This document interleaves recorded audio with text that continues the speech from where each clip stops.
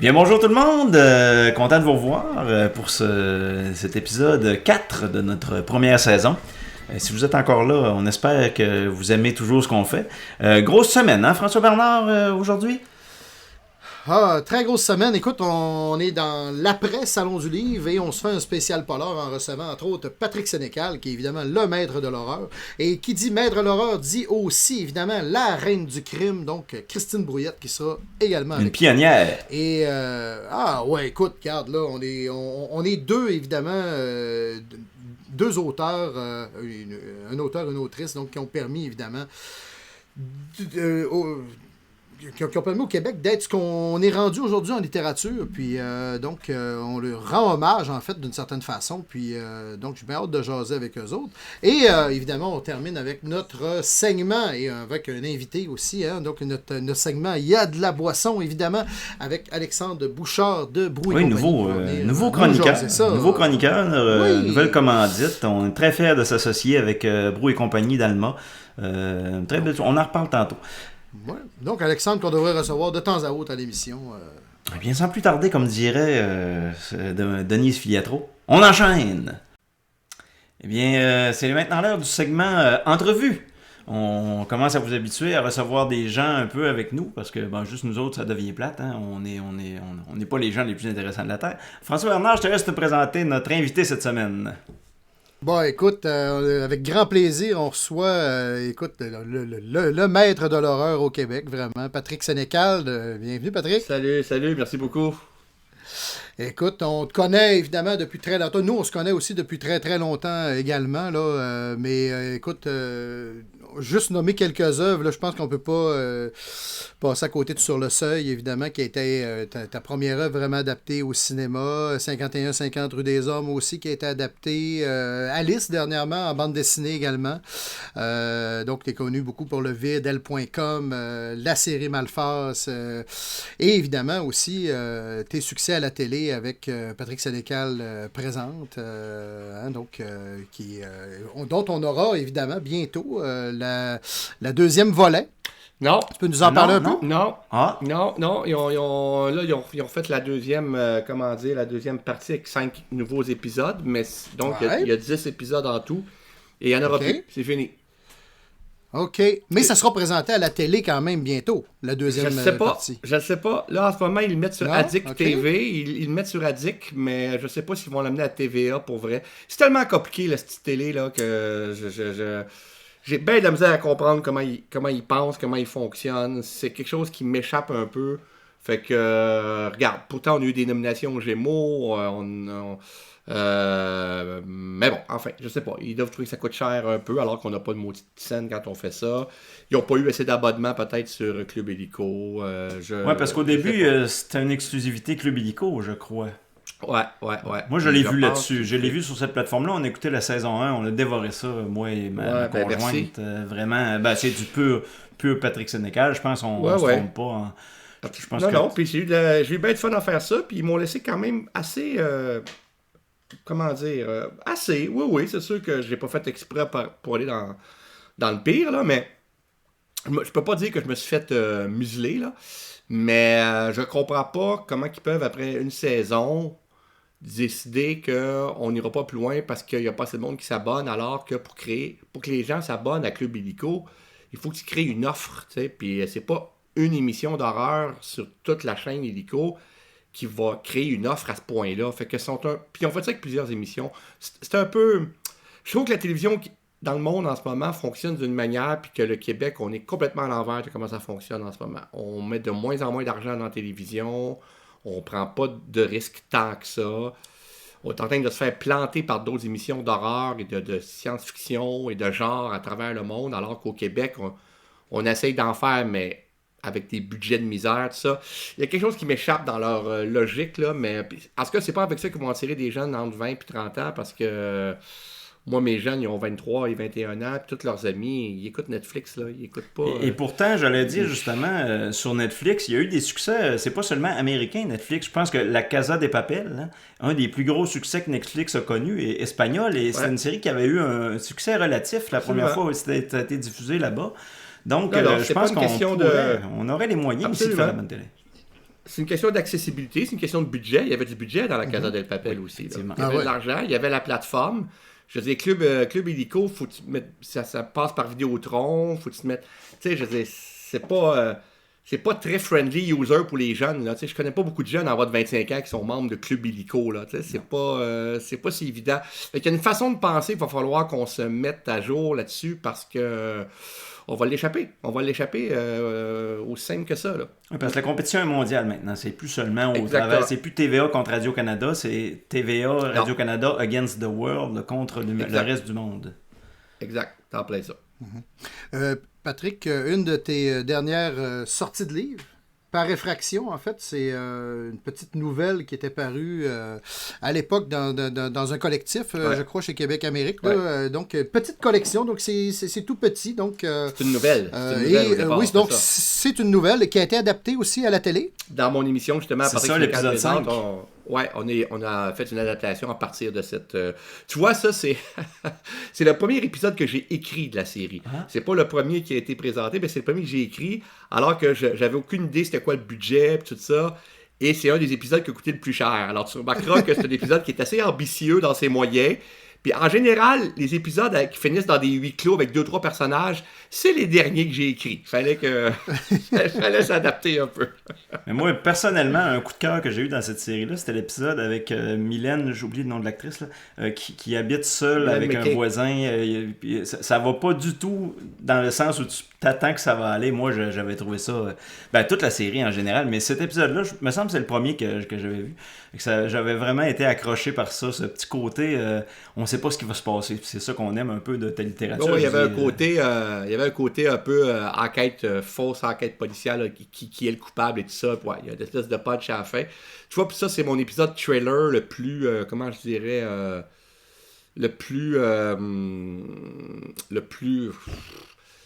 classique là, dans la construction, là, avec un punch à la fin, bon, puis tout ça. Et tu vois, cet épisode-là, on a failli avoir des problèmes parce qu'à la fin, il y a un punch avec les mains qu'elle coupe, là. Il y a un punch de ce qu'elle fait avec ses mains-là. Puis ça, au début, TVA, il était pas content. Il a dit, on peut pas montrer ça, ça n'a aucun bon sens. Puis là, j'étais là, voyons donc, ça n'a pas d'allure. Puis là, je me soumettais un peu. Puis le réalisateur, quand on a trouvé le réalisateur, Stéphane Lapointe, j'ai dit, Stéphane, en passant, on ne pourra pas faire cette scène-là. Il dit, comment ça? Il dit, TVA, il trouve ça un peu intense. Il dit, j'ai pas eu ce note-là, moi. Il dit, j'ai pas reçu ça. Ce mémo-là, ils dit, on la tourne pareil, puis check bien ça, man. Ils vont tellement triper qu'ils vont la garder. C'est un vieux routier, Stéphane, il sait comment ça marche. Puis, j'ai pu jamais. On l'a tourné, on l'a montré. J'ai jamais entendu parler qu'il voulait la couper après ça. Fait que, tu vois, des fois, il faut juste le faire. C'est bon. Oui, absolument. On parlait justement de par effraction où un type décide d'entrer dans une maison. C'est pas toujours très, très bien ou bon pour la santé de rentrer dans une maison, dans l'univers de Patrick Sénécal. Hein. On peut se rappeler 51-50 rue des Ormes. Où, il se passe en Iria, et il se passe des trucs particuliers dans tes maisons. C'est presque un personnage, en fait, de Patrick Sénécal. Et donc, en fait, tu me vois venir, là, je m'en viens avec Flo, en fait, qui est ton dernier... Bon, ta dernière parution officielle, si on veut, ton dernier roman, dont on s'est déjà parlé, évidemment, en entrevue à l'époque de sa sortie, ou en tout cas l'automne dernier, là, au Salon du Livre du Saguenay-Lac-Saint-Jean. Flo, évidemment, donc Florence Roberge, elle aussi, dans sa maison, il se passe des choses un peu particulières. Tu veux nous en parler un peu de ce roman-là? Oui, faut pas j'en dise trop, mais au départ, c'est justement la police qui reçoit un appel d'une femme qui est allée dans la maison de sa sœur, puis elle dit, ma sœur est plus là, son mari est plus là, il y a juste ma nièce qui est seule dans la maison. Puis elle dit pas un mot. Puis c'est bien le bordel dans la maison. Ses parents ont disparu. Puis elle veut pas me dire qu'est-ce qui se passe. Puis elle a l'air bien boquée. Puis la police arrive. Puis ils font pas parler à la petite fille. Alors évidemment, on va découvrir ce qui s'est passé à travers, non pas le témoignage de la petite fille, mais à travers son journal intime. Donc, les 80% du roman, c'est le journal de Florence. Fait que là, le défi pour moi dans ce roman-là, c'était de rendre un roman intéressant et palpitant, mais à travers l'écriture d'une enfant de 8 ans. Fait que c'était... pour moi, c'est plus l'écriture qui rend ce roman-là intéressant que l'histoire elle-même. Parce que l'histoire est assez, banale, non, parce que c'est quand même une petite fille de 8 ans à qui arrivent des choses épouvantables. Mais c'est pas une histoire complexe, c'est pas une histoire avec beaucoup de ramifications psychologiques puis compliquées, parce que ça arrive à un enfant de 8 ans. Je pense que si je l'avais raconté d'un point de vue neutre, d'un point de vue extérieur, ça aurait été moins intéressant. Je pense que l'horreur de ce roman-là vient du contraste entre ce qui se passe et la manière décalée avec laquelle elle raconte ça. La perception de perception innocente, innocente dans le sens de... Elle réalise pas trop là, que c'est épouvantable ce qui se passe. Et je pense que c'est ce décalage-là qui rend l'histoire intéressante, à tel point que quelqu'un m'avait parlé à un moment donné, il y a quelques semaines, qui m'a dit ça pourrait faire un bon film, ça. Puis j'ai dit, je sais pas, parce que faudrait trouver un moyen de traduire justement ce langage-là d'enfant à travers un film. Et à mon avis, ça serait pas à travers la voix off de l'enfant. Faudrait que ça soit au niveau même du médium du cinéma. C'est-à-dire comment montrer une image à travers les yeux d'un enfant de 8 ans, à part faire que l'image est basse, là, des affaires plates de même. Là. Fait que comment traduire la naïveté du langage de la petite fille dans le roman, comment traduire cette naïveté-là, ce décalage-là, dans l'image d'un film. C'est ça. Ça c'est pas vraiment de la technologie, là, c'est de la psychologie qui est difficile à rendre à l'écran. Exactement. Fait que je sais pas, faudrait trouver... Parce que juste raconter cette histoire-là d'une façon bêtement conventionnelle, pour moi, je sais pas si c'est si intéressant que ça. En tout cas, il faudrait voir, mais c'est pas si clair pour moi. Il y a quelque chose dans cette histoire-là qui appartient vraiment au monde du roman, là. Vraiment, vraiment, vraiment. Parce que je t'écoute parler, puis ça fait quand même quelques fois que tu nous ramènes sur l'univers visuel, on va dire cinématographique, télévisuel. Tu as l'air d'être quelqu'un quand même qui est assez conscient de ça. Est-ce que ça t'arrive d'y penser, justement, quand tu écris, ou pas du tout, tu essaies justement de te focusser sur l'écriture? J'essaye de ne pas y passer. Je veux dire, bon, en même temps, je suis un gars de ma génération. Je pense que beaucoup d'auteurs de mon âge, et les plus jeunes encore, parce que, bon, je veux dire, je suis pas jeune, j'ai 54 ans, mais contrairement à des auteurs, mettons, de 70 ans, bon, des trucs comme ça, des auteurs des années 70, 80, on a quand même été élevés, nous autres, avec le cinéma beaucoup. Alors, je pense que dans nos romans, on a moins de descriptions, on a moins de... Ben, pas tous les auteurs de mon âge. Il y en a de mon âge qui sont encore très, très descriptifs, mais je trouve qu'on a tous, inconsciemment ou non, une influence un peu visuelle du cinéma. Cela dit, quand on écrit, je pense qu'il ne faut pas y penser parce que ça serait un piège, parce que la liberté que nous procure le roman comparé à la télévision ou au cinéma est tellement grande que de se passer de ça serait une erreur. Et d'ailleurs, les gens, quand ils m'ont approché pour adapter mes romans en cinéma, ils m'ont tous dit, les producteurs, ça va être facile parce que tes romans sont tellement visuels. Puis en les écrivant, on s'est rendu compte que, ben non, c'est pas si simple que ça. Finalement, il y a quand même beaucoup de monologues intérieurs, il y a beaucoup d'intériorité. Malgré le fait que c'est visuel, je profite du matériau du roman pour aller dans la tête de mes personnages. Fait qu'il faut pas que... Je serais bien niaiseux quand j'écris une scène de me dire ouais, mais ça serait difficile ça de faire ça dans un film. Premièrement, ça serait très présomptueux de ma part, ça serait assez prétentieux, comme prendre pour acquis qu'on va faire un film sur un de mes livres. Puis en plus, je m'empêcherais de triper avec l'avantage incroyable que l'écriture romanesque me permet. Là. C'est sûr que je me vois mal réaliser la scène de la Gaspésie dans le vide à la télé. Tu vois, ça c'est un exemple. C'est un très bon exemple. Je veux dire, si j'avais passé cinéma, cette scène-là, c'est sûr que je n'aurais pas été aussi loin. Là. J'ai des scènes de sexe aussi dans Elle.com que c'est pas possible. On peut pas faire... on peut pas montrer ça dans un film, surtout pas au Québec. Puis même pour les 7 jours d'Italion, je veux dire, on a fait le film, on s'est rendu compte que le tortionnaire, Claude Legault, dans le film, ne parle jamais à sa victime. Puis il n'arrête pas de penser à dire comment ça se fait que j'ai pas de satisfaction de torturant, comment ça se fait que tout ce monologue intérieur-là qu'il y a quand il sort de la cabane, puis il se promène dans le bois, puis il regarde le lac, puis tout ça, il fallait trouver un moyen de le traduire sans qu'il parle. Alors, c'était pas... Il fallait trouver des manières cinématographiques de quelque chose qui, dans le roman, ne l'était pas du tout, en fait. Oui, puis dans le roman, c'est ça, on est dans la tête du personnage, donc on le vit très bien. Exact. Même si les tortures sont très visuelles, toute la réflexion qu'il y a vis-à-vis de ces tortures-là ne le sont pas du tout, en fait. Ouais. Patrick, les salons du livre sont recommencés, si on veut, un peu plus officiellement. Ça fait partie de ta vie, hein? Depuis quoi, 25 ans? Ton première parution, c'était 95, 97? 94. Puis j'ai commencé à faire des salons en 94, mais Montréal, après ça, Québec, les salons de région me promenaient un peu partout. J'ai commencé ça vraiment avec Sur le Seuil, en 98, là, à peu près, là. Ouais. Et donc, tu fais ça vraiment à l'année maintenant, donc ça fait partie de ta vie. Et évidemment, je pense que tu as aussi utilisé un peu le contexte. Hein? On parlait de jeux, on en voit d'ailleurs derrière toi, là, de jeux de société. Je pense que ça fait partie de ta vie de salon aussi, de toutes ces choses-là. Tu veux nous parler un peu de cette passion-là? Les jeux par rapport au salon, tu veux dire? Ouais, par rapport au salon ou par rapport à ta les jeux de société, découverte. Ouais, je suis devenu maniaque de ça, ben raide. Puis c'est vrai que j'ai commencé à en emmener dans des salons pour combler des trous, parce qu'il y a des trous. Et là, j'ai créé des monstres. Il y a plein de monde des salons du livre qui jouent à des jeux. La gang à Belle Avance et compagnie, Simon Rousseau, tout ça, Carl, sont rendus maniaques, je suis rendu maniaque de jeux. Mais moi, j'avoue que le vendredi puis samedi soir des salons du livre, je joue pas à des jeux. Là, je sors, je vais me péter à la face avec mes chums de salons du livre. Mais c'est vrai que des fois, oui, l'après-midi ou si j'arrive un mercredi soir, là, je peux les sortir. Les jeux, c'est vraiment une passion. C'est rendu que je lis moins à cause des jeux.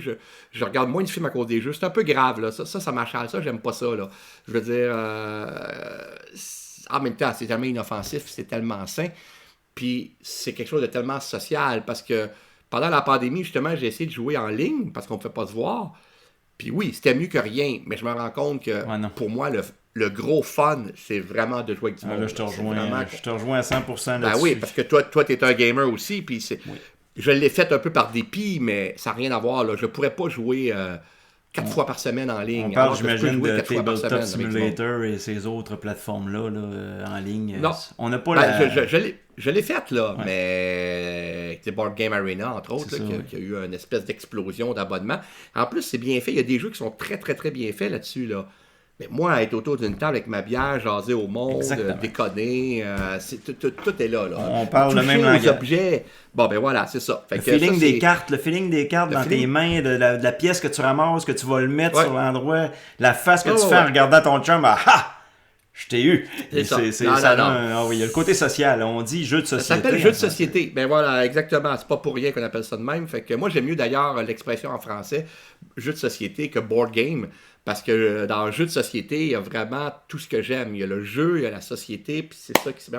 Moi, j'étais un ludique. J'étais un gars ludique dans la vie. J'étais un gars qui a bien de la misère à dire non au plaisir.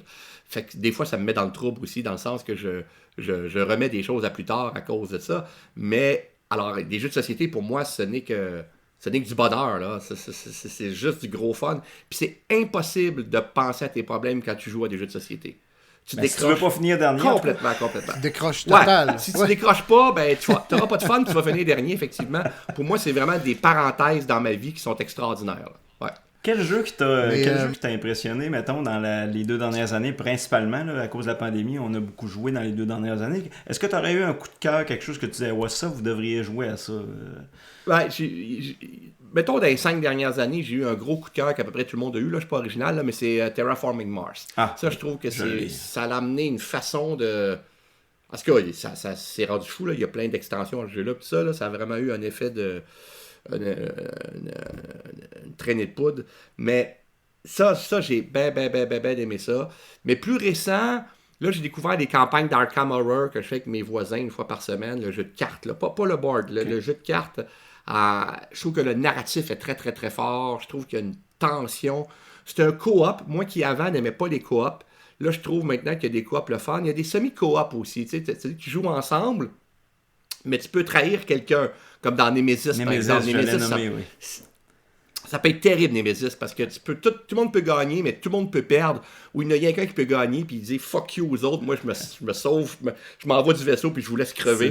Ça peut être tough en tabardouche. Fait que ça, j'aime bien ça. J'ai découvert il n'y a pas longtemps un jeu, Iki, ça s'appelle IKI, qui est pas très vieux, puis que je trouve bien le fun, avec des mécaniques qu'on connaît, mais toute l'intégration de ça est bien le fun. Puis mon coup de cœur, tiens, je viens d'y penser, mon coup de cœur des 2 dernières années, je pense, c'est Maracaibo. Ça, j'ai capoté. Là. Tu connais ça? Je connais, non, mais j'ai jamais joué à lui. C'est le même gars qui a fait Great Western Trail. Puis, je connais le lac. Great Western Trail, ça, je connais. Ouais, puis moi, j'aime encore mieux ça que Great Western Trail. Fait que, ça, c'est un gros... Maracaibo, c'est un gros coup de cœur. Ouais. Est-ce que le Québec est quand même assez actif dans les créations de jeux de société? Pas beaucoup encore. Actuellement, là, ou qu'est-ce qui se passe là-dedans? Il y en a une couple qui s'en viennent. Là. Il y en a eu une couple, mais c'est pas encore un des... Il en distribue beaucoup, par exemple. C'est quelqu'un qui... On a des grosses maisons de distribution de ça, mais des créateurs de jeux québécois... Il y a le jeu Québec qui existe d'ailleurs, qui est un jeu de fun, mais j'en connais pas beaucoup. Nouvelle-France aussi. Ouais, c'est ça, j'allais dire Nouvelle-France, moi je le connais pas, je sais pas si c'est le fun, je sais que le buzz était bon, mais j'ai jamais joué encore. Le Québec va faire des jeux de party.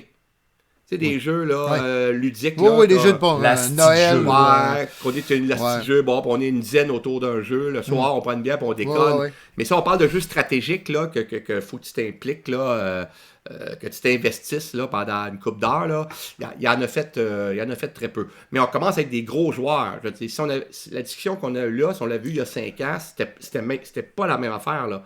Il y a de plus en plus de gens qui jouent à des jeux de société. Là. C'est vraiment... c'est étonnant comment qu'il y en a. On a ouvert des bars ludiques maintenant au Québec, ce qu'on n'avait pas il y a quelques années. Le Randolph a été le premier à faire ça. Mais il y en a de plus en plus un peu partout.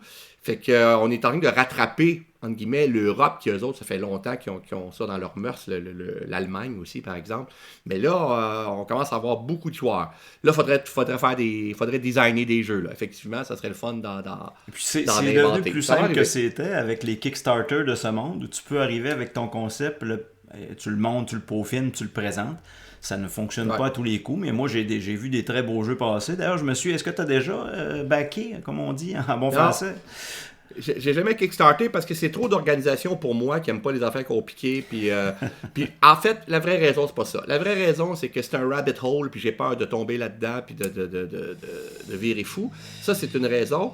Puis j'avoue que il y a des jeux qui méritent d'être kickstartés, mais il y a des grands designers de jeux comme Lacerda, tout ça, que je comprends pas pourquoi pour des designers connus, établis, qui passent par là. Donc, on paye pour le risque, dans le fond, alors qu'il n'y en a plus vraiment de risque à faire, parce que Lacerda, son prochain jeu, il va se faire acheter là, sans problème. Là. Il y en a plein des designers comme ça qui continuent. C'est comme si moi, je kickstartais mes romans. Là, on l'a fait avec Alice, on l'a fait avec la BD Alice, mais c'était surtout pour le dessinateur. C'était pour Jake, qui avait besoin d'un salaire pendant 2 ans pour la dessiner. Il y a personne qui aurait pu donner un salaire pendant 2 ans de temps, là, une maison d'édition qui aurait fait ça. Là. Fait que lui, il dit, moi, j'ai besoin d'argent pour pouvoir me mettre là-dessus pendant 2 ans. Fait qu'on l'a kickstarté pour lui, pas pour moi. Mais si mes romans, mettons mon prochain roman, je fais un kickstart de mon prochain roman, alors que je suis un auteur établi chez Alire, une maison d'édition établie, là, il y a quelque chose là-dedans qui m'agace un peu. Mais en même temps, si le monde est prêt à donner, c'est le monde qui décide. Hein? Le monde est bien enthousiaste. Ce qui fait qu'on a des jeux surproduits aussi, là. C'est tellement overproduced, là. On a-tu vraiment besoin d'avoir un jeu avec 200 figurines toutes différentes, méga bien faites? Ouais. C'est le fun de jouer avec ça, là. C'est super le fun. Mais ça fait des jeux qui coûtent 200$. Hey, 200$ un jeu quand tu y penses, là. Puis moi, je suis niaiseux, j'achète ces jeux-là, là. Je fais partie, j'embarque là-dedans, là. Mais quand tu y passes avec le recul, tu fais, voyons donc, 200$ pour un jeu de société. Est-ce que tu connais Twilight Imperium? Si je te dis ce nom de jeu-là, ça te dit non, je l'entends parler, mais il paraît que ça dure 12 heures une game. Ben, c'est ça, je te dirais à peu près 6-8 heures. Là. Mettons que tu es une game à 6 personnes, là, c'est facilement un 8-10 heures. Moi, ça me dérange pas un jeu qui dure 6-8 heures si ton tour vient pas à trouver demi-heure. Puis il y a des jeux comme ça que... Tu sais, comme ça, mettons Rebellion de Star Wars, ça peut durer 5-6 heures, là. Mais t'es toujours impliqué, t'es toujours en train de jouer, il se passe toujours quelque chose. Mais si tu joues à Eclipse, mettons, à 6, les 2 dernières heures vont être tough, parce que quand on se met à se battre à la fin, quand il y a un combat entre 2 joueurs, les autres joueurs, ils peuvent aller prendre une marche, là, tellement que ça peut être long, là, tu sais. Fait que Eclipse à 6, moi, je joue plus à ça. 4, c'est maximum. Fait que Twilight Imperium, on m'a dit que c'était un peu ça, là, que ça peut être longtemps. Ça ressemble à Eclipse. Ça ressemble à Eclipse. Je te dirais que peut-être qu'effectivement, les 2 derniers tours peuvent être un peu longs, mais honnêtement, moi, c'est un jeu que j'ai beaucoup aimé. D'ailleurs, j'ai acheté l'expansion. Tu parlais du jeu à 200$, l'expansion était au-dessus de 100$, puis j'ai acheté les 2 morceaux. C'est vrai que ça fait des jeux, mais tu peux pas te permettre non plus d'en avoir des dizaines de jeux comme ça, parce qu'en plus, il faut trouver des amis qui veulent jouer. C'est ça. Je veux dire, un jeu de 8 heures, là, faut y jouer. C'est de la planification. Tu peux pas appeler quelqu'un, hey, tu viens chez nous aujourd'hui. Il faut que tu le planifies à l'avance. Donc, on a planifié des journées, mais quand on fait une journée complète, on espère jouer plus qu'à un jeu, tu sais.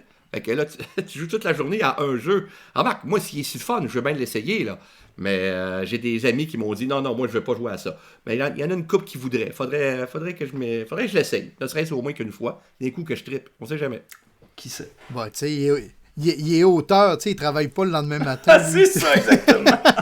J'avoue que moi, j'ai beaucoup de temps à jouer à des jeux parce que effectivement, j'ai un horaire qui m'appartient, je suis chanceux. Fait que, et plus que je vieillis, plus que je prends du temps pour moi, je peux me le permettre. Je suis très conscient de ça aussi. Là. Je suis très, très conscient de mes privilèges. Mais je me dis, j'ai le choix de me sentir coupable de ça ou d'en profiter. Fait que, gars, je fais pas de mal à personne. Là. On a travaillé pour, j'ai la chance. on récolte ce que l'on a semé. Moi, je pense que... C'est ça, je me dis. J'ai jamais obligé personne à acheter mes livres. Fait que je me dis, coudonc, si je peux me le permettre, ça aussi bien que j'en profite. Fait que je joue beaucoup depuis une couple d'années, là, effectivement. Malgré tout, tu nous crées encore des beaux univers. Dans ce que tu as écrit récemment, là, moi, j'ai pas lu Flo encore, mais j'ai lu Il y aura des morts. D'ailleurs, c'est la première fois que je t'ai croisé en tant que fan au Salon du Livre. Et puis, je t'avais trouvé très accessible. Tu discutes avec tes fans... tu sais, vraiment oui. sans prétention. Là. Tu fais ça comme tu parlerais avec ton voisin. Là. C'est vraiment très agréable de te rencontrer dans ces salons-là. Puis tu m'as signé Il y aura des morts, un livre que j'ai adoré. Là, Merci. dans de plus pure tradition du Sénécal que j'aime bien. Là. Moi, je t'ai découvert un peu comme tout le monde avec le Sur le seuil en version cinéma. Et de là, là j'ai lu Alice après, qui était complètement ailleurs, l'univers onirique, de ton univers onirique, qui est un très différent de ce que tu as comme univers un peu plus polar, je sais pas comment on dit ça, mais... Ben, ça dépend, j'ai des romans qui vont plus... Je te dirais que en général, je fais du roman noir, avec tendance horrifique dans certains cas, du thriller très noir. Puis, de temps en temps, on dirait, à tous les 4-5 romans, on dirait que je sors un roman fantastique. Ou mettons, à tous les 4 romans. Puis c'est pas calculé, c'est comme... Tu sais, Alice, c'est du fantastique. Le prochain que j'écris, c'est du fantastique. La série Malphas, c'est du fantastique. Oh, c'est mes premiers amours, hein, le fantastique. Mes premiers amours, je viens de Lovecraft, je viens de Jean Rey, je viens d'Edgar Allan Poe, je viens de ces auteurs-là, Stephen King.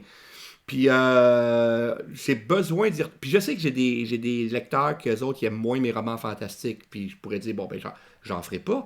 Mais j'ai besoin de retourner dans cet imaginaire-là. Des fois, j'ai besoin du côté qu'on décolle complètement du fantastique. Puis c'est les idées que j'ai que je peux pas faire autrement. Tu sais, comme ma peur de la mort, je trouvais que d'utiliser le fantastique dans ceux de là-bas, c'était une bonne façon de parler de ma peur de la mort.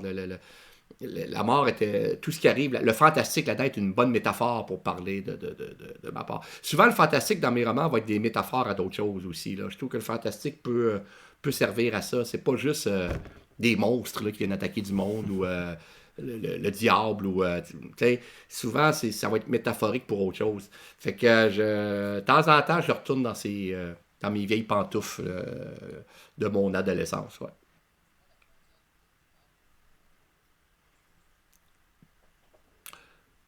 Ça, c'est quelque chose qui revient dans presque tous mes romans.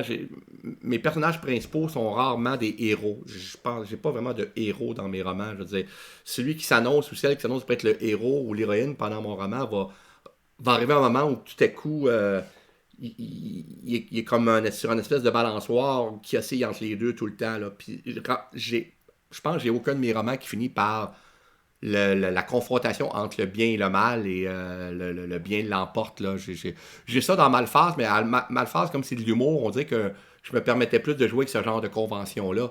Mais souvent, mes romans, c'est le personnage principal qui est aux prises avec lui-même.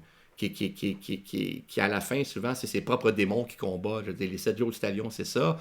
Même 51-50, mon premier, qui était un gars prisonnier d'une famille de fous, à la fin, il est devenu aussi fou qu'eux autres. Là. Fait que oui, c'était un combat d'échecs entre lui puis Beaulieu, mais c'est plus que ça.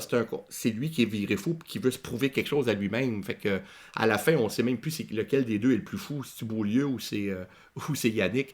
Fait que c'est souvent ça, mes romans. J'ai rarement une fin où on a l'affrontement final et le bien l'emporte sur le mal. C'est souvent plus tordu que ça, là. Parle-nous-en donc de ton prochain roman, justement. À l'époque, en tout cas, il y a quelques mois, tu savais pas trop comment encore aborder un peu l'écriture ou le style te posait un peu... ouais.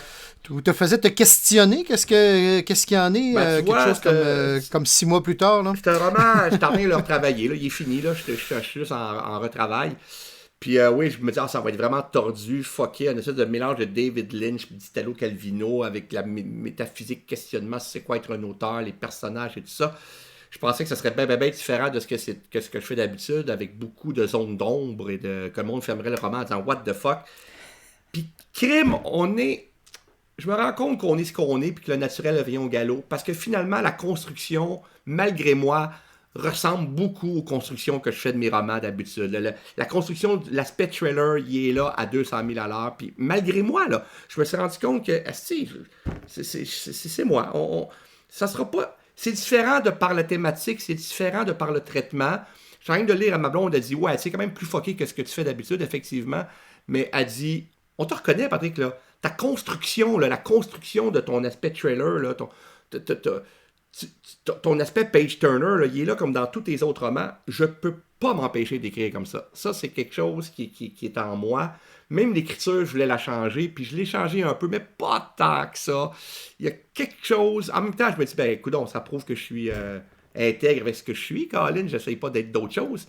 Mais c'est plus fort que moi, ça revient... Toutes les histoires que j'ai écrites, même mes histoires humoristiques dans certaines nouvelles, dans certains collectifs, tout ça, c'est toujours construit comme un page-turner puis comme un suspense. Tout le temps, il y a quelque chose là-dedans qui est plus fort que moi. Si j'écrivais une histoire sentimentale, ça serait ça aussi, je pense. J'y échapperais pas. Fait que le prochain roman, oui, il est différent des autres, mais en même temps, la signature sénécale est là. Je peux pas... je peux pas nier ça. Là. Je me relis moi-même puis je trouve ça évident. Là. Ouais, tu vas pas nous écrire ce qui se passe au salon, reste au salon, là? C'est quoi ça, cette affaire-là? Non, je te fais un clin d'œil à ce que fait Amélie Dubois, parce que tu dis si j'écrivais un roman d'amour ou... Non, je ferais pas ça. C'est pas ça. Non, c'est vraiment quelque chose de... Je peux pas trop en dire, mais c'est ça. C'est un gars qui va passer un IRM, puis quand il sort de son IRM, le monde a changé. Le monde est rendu très, très bizarre. Puis il essaie de comprendre pourquoi. C'est très paranoïaque, c'est très cauchemardesque. On dirait qu'il rêve. C'est sûr que la première réflexe que les gens vont avoir à un moment donné, c'est de se dire « il rêve ». Mais je vous jure, c'est pas ça. Ça serait poche en maudit comme punch, là. Mais il y a une logique du cauchemar là-dedans. Là. On dirait qu'il est pris dans un cauchemar paranoïaque duquel il peut pas sortir. Là. Puis là, on parle de sortie en 2022, puisque tu es en retravail. Oui. Automne. Là. Oui, automne? Oui. On suit ça. Septembre, si possible, même. Ouais. Automne pour le Salon du Saguenay? Oui, ça serait vraiment le fun. C'est cool, ben écoute. C'est ce qu'on vise, en tout cas. On va se voir là pour en parler sûrement. Hey, Patrick, je te demanderais, écoute, en finissant, je te laisserai un peu le mot de la fin, là. J'aimerais ça que tu nous fasses peut-être une petite suggestion série télé, parce que, écoute, t'es abonné un peu aux séries télé. Ouais. Et en même temps, une petite aussi même chose pour les jeux vidéo, pour les jeux de société. Ben, vas-y donc tes deux recommandations. Séries télé, jeux vidéo, jeux de société. La série télé, je viens d'écouter Jimmy Savile. A British Horror Story. C'est un documentaire, je pense que c'est ce qui s'appelle Jimmy Savile. Sur quelle plateforme, ça? Sur Netflix. C'est le gars qui a... Non, c'est pas vrai, je suggère pas ça. Je vais suggérer quelque chose de québécois, c'est assez rare que je le fais, puis je suis pas si fan que ça de séries québécoises, parce que j'ai dit Jimmy Savile, vous irez l'écouter, c'est un documentaire, mais... OK. C'est pour ça que je t'aime, c'est pour ça que tu m'aimes, c'est comme ça que je t'aime, de François. C'est comme ça que je t'aime. La série québécoise de François, la deuxième saison, c'est bien le fun. C'est bien le fun. Il pousse ça là quand tabarnouche. Je te dis, souvent tu fais, asti, t'es pas loin de n'importe quoi, man. Là. Je veux dire, faut accepter de te suivre. Parce que des fois, il y a des épisodes, j'ai fait, sous prétexte que t'es dans l'absurde, tu tournes les coins ronds un peu. Là. Tu me demandes beaucoup de crédulité.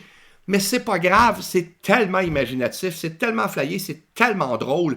Il y a des épisodes que je riais tellement, puis je me disais, tabarnouche, ça me donne l'espoir de la télévision québécoise quand je regarde des affaires de même. C'est vraiment ludique, c'est vraiment bon. Allez regarder ça, c'est vraiment cool. Puis dans les jeux de société, je n'ai parlé un peu tantôt, Maracaibo, qui est mon coup de cœur. Mais si vous voulez quelque chose de moins compliqué, ceux qui nous écoutent disent « Ah, moi, des jeux de 2h30, je peux pas, là. Peux-tu nous suggérer quelque chose d'un peu plus léger qui joue en une demi-heure? » Je dirais le jeu For Sale. Je l'ai-tu ici? Oui, il est déjà dans mon sac en haut, là, parce que je t'allais jouer. Bon, je l'ai pas. Ça s'appelle For Sale. Même en français, là. F-O-R, pour vendre. Qui est un petit jeu qui joue en une demi-heure. C'est un petit filler, 5 minutes d'explication, puis c'est très, très, très le fun. Et si vous voulez des jeux plus costauds, ben là, je vous suggère Maracaibo. Voilà. Ben, merci beaucoup, Patrick. Écoute, c'est vraiment un honneur pour nous de t'interviewer, de te recevoir à notre podcast. Hey, ça m'a Puis, fait plaisir. Merci à les vous. quinquans, entre quinquans, on se comprend. On est tous dans le même Oui. groupe d'âge. Donc, moi, je te suis tout à fait sur tes recommandations. La série télé que tu nous as recommandée, on en avait déjà discuté d'ailleurs. C'est un pur bijou, moi, que Ouais. j'ai vraiment dévoré les 2 saisons entières. Et je suis un fan de François Letourneau. Bon, ouais, c'est un maître du dialogue, ce gars-là. C'est hallucinant comment il est bon dialoguiste. Ouais. Et puis, je te promets que lors de ton prochain passage à Québec pour un salon du livre, je vais m'essayer d'aller jouer avec vous autres. François Bernard Ouais, m'en ben, avait ça- parlé. J'aimerais être le bien fun. ça, essayer de t'affronter dans un duel. Ça sera avec plaisir. Mais merci, Patrick. Et, Merci les boys. on Merci, se Pat. reparle à la sortie de ton prochain roman, qui sait? Parfait. Salut bien. Bye. Ciao.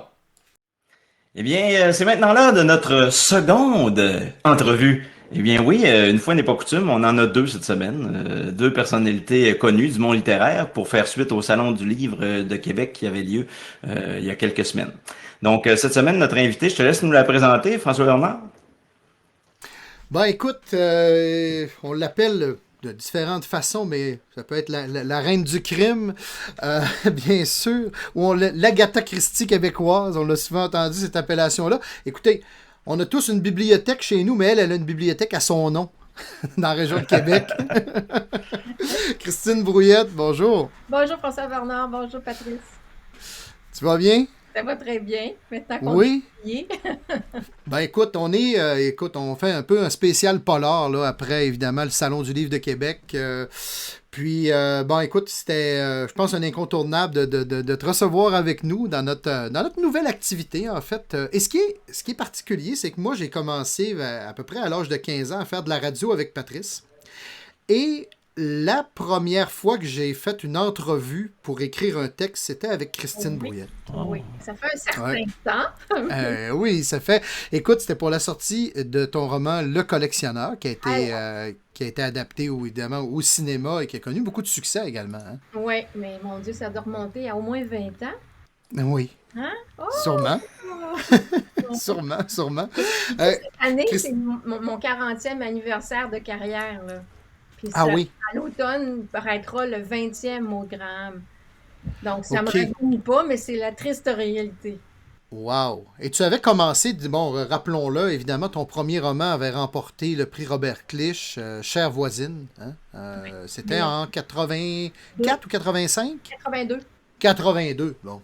C'est Oui, encore ben, plus tu viens de que le dire que ça fait 40 ans, donc oui. Est-ce que c'était de la littérature, déjà des polars à cette époque-là? Oui, moi j'adorais les romans policiers. J'en lisais beaucoup. Je lisais aussi autre chose, là, mais j'aimais les romans policiers. Puis quand j'ai commencé à écrire, j'ai eu l'intelligence de me dire, je ne vais pas parler de moi. Si j'écris des romans d'amour, ça va être lamentable et larmoyant et pathétique et déchirant. Donc mes histoires intéressent mes copines, mais on va s'arrêter là. On ne mettra pas ça sur la place publique. Donc je me suis dit, qu'est-ce qui est très loin de moi? C'est tuer quelqu'un. J'ai jamais commis de crime. Donc je vais aller dans le polar. Comme ça, je vais être sûre de fuir l'autobiographie. Mais en fait, ça fonctionne pas comme ça. On est toujours un peu dans nos romans. François Bernard le sait. Quand on écrit, d'une manière ou d'une autre, on est imbriqué dans l'histoire. Mais disons que je suis quand même pas passée à l'acte criminel. On l'espère. C'est pas que l'envie me manque. Parfois, je serais vraiment prête à commettre le pire. Mais j'ai toujours aimé le roman policier, puis j'aime encore ça énormément. Là. Mais écoute, à l'époque, quand même, t'étais t'étais toute seule, là. Il y avait pas grand monde qui écrivait du roman policier au Québec. Il y avait pas de gars vraiment. Bon, peut-être Pierre Sorel, ce que t'as connu un peu. Il y avait pas de milieu, évidemment, de polar. Il y en a pas beaucoup plus aujourd'hui, remarquons, là. Il y a eu Knowlton, il y a eu Alibi, il y a eu des revues un peu, mais je veux dire, tout ça n'existe plus aujourd'hui vraiment. Je veux dire, un milieu polar, il n'y a pas de... Ben, il y a un milieu. En fait, c'est parce que les auteurs, il faut qu'on s'organise pour se réunir. Ouais, Mais moi, quand j'ai commencé à écrire, j'étais vraiment la seule dans ma gang. Là. ben oui. Donc, moi, j'ai quitté le Québec pour aller vivre en France, où là, je retrouvais d'autres auteurs de polar. Moi, j'ai habité 13 ans à Paris, et à l'époque, il y avait le festival de 813 Oui. qui se tenaient mais malheureusement pour nous, dans les caves Ruinart en Champagne. Alors, c'était bon, avec des auteurs de polar, on sait qu'on est capable de lever le coude. Et bon, après, on était à Grenoble, mais ces festivals-là ont existé le temps que les animateurs, que les organisateurs ont voulu s'en occuper. Ensuite, ici, quand on se voit, les auteurs de polar, c'est vraiment parce qu'on se dit, bon, OK, on fait un souper ensemble, on se retrouve Ouais. Toute la gang, puis bon, moi, Voilà. j'ai fait des soupers chez moi à quelques C'est un occasions. peu ça, parce que c'est sûr qu'en France, il y a vraiment un milieu beaucoup plus organisé. Oui, mais D'ailleurs, vous avez ça en commun, tous les deux, Patrice et toi, d'avoir habité, d'avoir déménagé et habité en France pendant quelques années. Ben, plus longtemps, vous, 13 ans, vous m'avez dit que vous avez vécu là-bas? 13 Non, ans, moi, ouais. c'était que 2 ans quand même, mais j'ai bien aimé Paris aussi. Ouais, dans quel coin vous étiez? Moi, j'étais en fait à la banlieue sud, ça s'appelait Châtillon. Juste la dernière ligne où il y avait encore un métro, c'était en zone, je sais pas si vous vous rappelez, les zones 2, zone 3. Moi, j'étais en zone 3. J'étais un petit peu plus. OK. Ben, j'étais un banlieusard déjà dans l'âme à cette époque-là. Mais moi aussi, j'étais mairie des Lilas à la fin. Oh, Mairie des c'est Lilas. un bel endroit Oui. quand même. Le poinçonneur des Lilas de Serge Gainsbourg, c'est vraiment ça. Il y a OK. une magnifique murale qui fait honneur à Serge Gainsbourg avec son poinçonneur, son fameux poinçonneur des Ça Lilas. doit être, Une de ses premières ça doit être très inspirant C'est pour un auteur, hein, ces quartiers-là, les fameux, tu sais, Saint-Germain-les-Prés. Moi, en tout cas, je me promenais là et je suis pas auteur du tout et je me sentais quand même très inspiré quand j'allais me balader là, dans certains coins, pas tous les coins évidemment. Mais j'ai pas fait vraiment de polar qui se passe à Paris. J'ai fait mes romans historiques, il y a une grande partie qui se passe à Paris, des romans plus fantastiques et tout. Mais quand j'ai commencé à écrire, quand j'étais à Paris, je parlais de Québec parce que je connaissais Québec et je me suis dit, si je parle maintenant de Paris, je vais faire un truc très touristique parce que je connais pas Paris. Avant, Mhm. Paris, il faut vraiment y habiter assez longtemps pour connaître les codes, pour connaître la mentalité. Donc, je me suis pas commise rapidement à parler de Paris. C'est à Paris que j'ai créé le premier mot de Graham. Et donc, mes polars se situaient à Québec. Le souvenir que j'avais, moi, j'avais vécu à Québec. Maintenant, j'habite à Montréal, mais j'ai vécu longtemps à Québec. Donc, mes polars se situaient dans le quartier latin. Le premier livre, Chère voisine, Louise était serveuse, comme moi, j'étais serveuse au Café Temporel. Il y avait vraiment. Je me disais, je vais aller en terrain connu. Il y avait assez d'inconnus, ne serait-ce que de faire un roman pour la première fois. Donc, je te dis pas que j'étais en sécurité, mais je me suis donné quelques chances pour y arriver. Mais j'ai été longtemps toute seule à faire du polar, mais heureusement, ça a changé. Parce qu'on a maintenant vraiment du monde. Je pense à Marie-Ève Bourassa, je pense à Martin Michaud, je pense à Joanne Seymour, Patrick Sénécal. On est une belle gang là, à faire du polar, là, puis c'est sympathique, puis c'est le fun qu'on soit autant. Quand on se retrouve dans le salon du livre, moi, j'étais la seule à vendre des romans épeurants. Là, on est plusieurs, on se promène d'une table à l'autre et non, il faudrait quelqu'un un peu motivé là, qui nous reparte une petite association d'auteurs de polar et puis mais bon. François Bernard, le message est lancé. Hey. Ouais, mais François Bernard, il n'y a pas bien de temps, moi, direct, avec tout ce qu'il fait, là. Je suis là pour participer, par exemple. J'y serais, mais pour l'organiser, peut-être pas. Écoute, juste une petite parenthèse, parce que tu as fait référence à 813, puis je voulais justement faire référence à ça, parce que j'ai vu, écoute, c'est l'an passé, une photo de 813 avec toi dessus, à la mort de Georges-Jean Arnaud, Gégé Arnaud, que tu as connu. Oui. Et que j'ai connu aussi. Écoute, moi, je faisais mon doctorat sur lui. Il m'a même reçu chez lui. Donc, je vais juste faire le clin d'œil que 813, quand Arnaud est décédé l'an passé, ils ont ressorti cette photo où tu es au premier plan, assis avec lui, juste à côté, en fait, de lui. Là. C'était la photo, en fait, c'est ça pour annoncer le décès de Georges-Jean Arnaud. J'aimerais ça l'avoir parce que je garde un très bon souvenir de Georges-Jean Arnaud. Il était vraiment... C'est un homme charmant, adorable. Son épouse était aussi délicieuse. Madeleine, bien sûr, qui est décédée quelques années avant lui. Et en tout cas, moi, je n'ai que des bons souvenirs. Mais c'est une belle bande. Il y avait Michel Lebrun, il y avait Alain Demouzon, il y avait Bétillon en auteur de BD. On était vraiment une belle... Il y avait même Mallet. Léo Mallet était toujours vivant à ce moment-là. Donc, il râlait, évidemment. Wow. Et, je pense qu'il a râlé une bonne partie de sa vie. Mais écoute, toi, tu as connu tout ce monde-là. C'est quand même quelque chose d'assez étonnant. Là. Ouais. Ben écoute, la photo, je la trouverai, je te l'enverrai. Prochain salon du livre. Ah non, je te l'enverrai par courriel là, cette semaine, là, bien sûr. Écoute, Christine, je suis en train de lire ton dernier bouquin. J'ai pas fini, donc on essaie de pas... C'est ça, on essaie de pas trop spoiler. Mais écoute, dans ta façon d'aborder le polar, un peu comme moi je le fais aussi, donc tu utilises beaucoup donc la critique sociale. Hein, tu vas chercher vraiment des problèmes sociaux. Pas nécessairement, comment je pourrais dire, c'est pas nécessairement le cheval de bataille du livre, mais entre autres là-dedans, bon, tu as parlé d'homophobie, tu as parlé de plusieurs thématiques comme celle-là. Ici, on est dans MeToo. Oui. Hein, on est vraiment des femmes qui ont été agressées plus jeunes et qui doivent, bon, est-ce qu'elles vont, elles aussi, porter plainte? Est-ce qu'elles vont entrer dans le mouvement? Bon, je suis pas, gars, je suis à peu près rendu à la moitié là, de ma lecture. Là. Donc, il y a encore des choses que je sais pas. Mais, écoute, c'est quand même assez... une critique, en fait, masculine, quand même, qui est assez forte dans le roman, en tout cas dans la première partie du livre, avec presque une bande de violeurs, quasiment. C'est là. une bande, c'est des jeunes qui, comme... Moi, ce que je voulais démontrer, c'est que ces 4 hommes-là, en fait, c'est une bande de 4 jeunes adolescents à qui on n'a rien jamais refusé. Ce sont des enfants rois. Et ils sont riches, ils peuvent tout faire. Mais il y en a un qui va se détacher un peu du groupe et ce personnage-là, masculin, est un personnage positif pour moi. Il va pas suivre dans leur perversité, c'est leur perversion, ces hommes-là. Mais ce que je voulais montrer, c'est que tu commences pas à 52 ans tout à coup à être un abuseur sexuel. T'as du passé, t'as du vécu, t'as commencé par des petits crimes, entre guillemets, et c'est de pire en pire. Et je pense que moi, ce que je voulais montrer, c'est que c'est très difficile pour les femmes de prendre la parole. Et il ne faut pas dire que celles qui le font pas, tant pis pour elles, parce que ça demande beaucoup de courage et beaucoup d'appui aussi. Depuis que le mouvement MeToo a commencé existe, les choses se sont améliorées au niveau de la loi.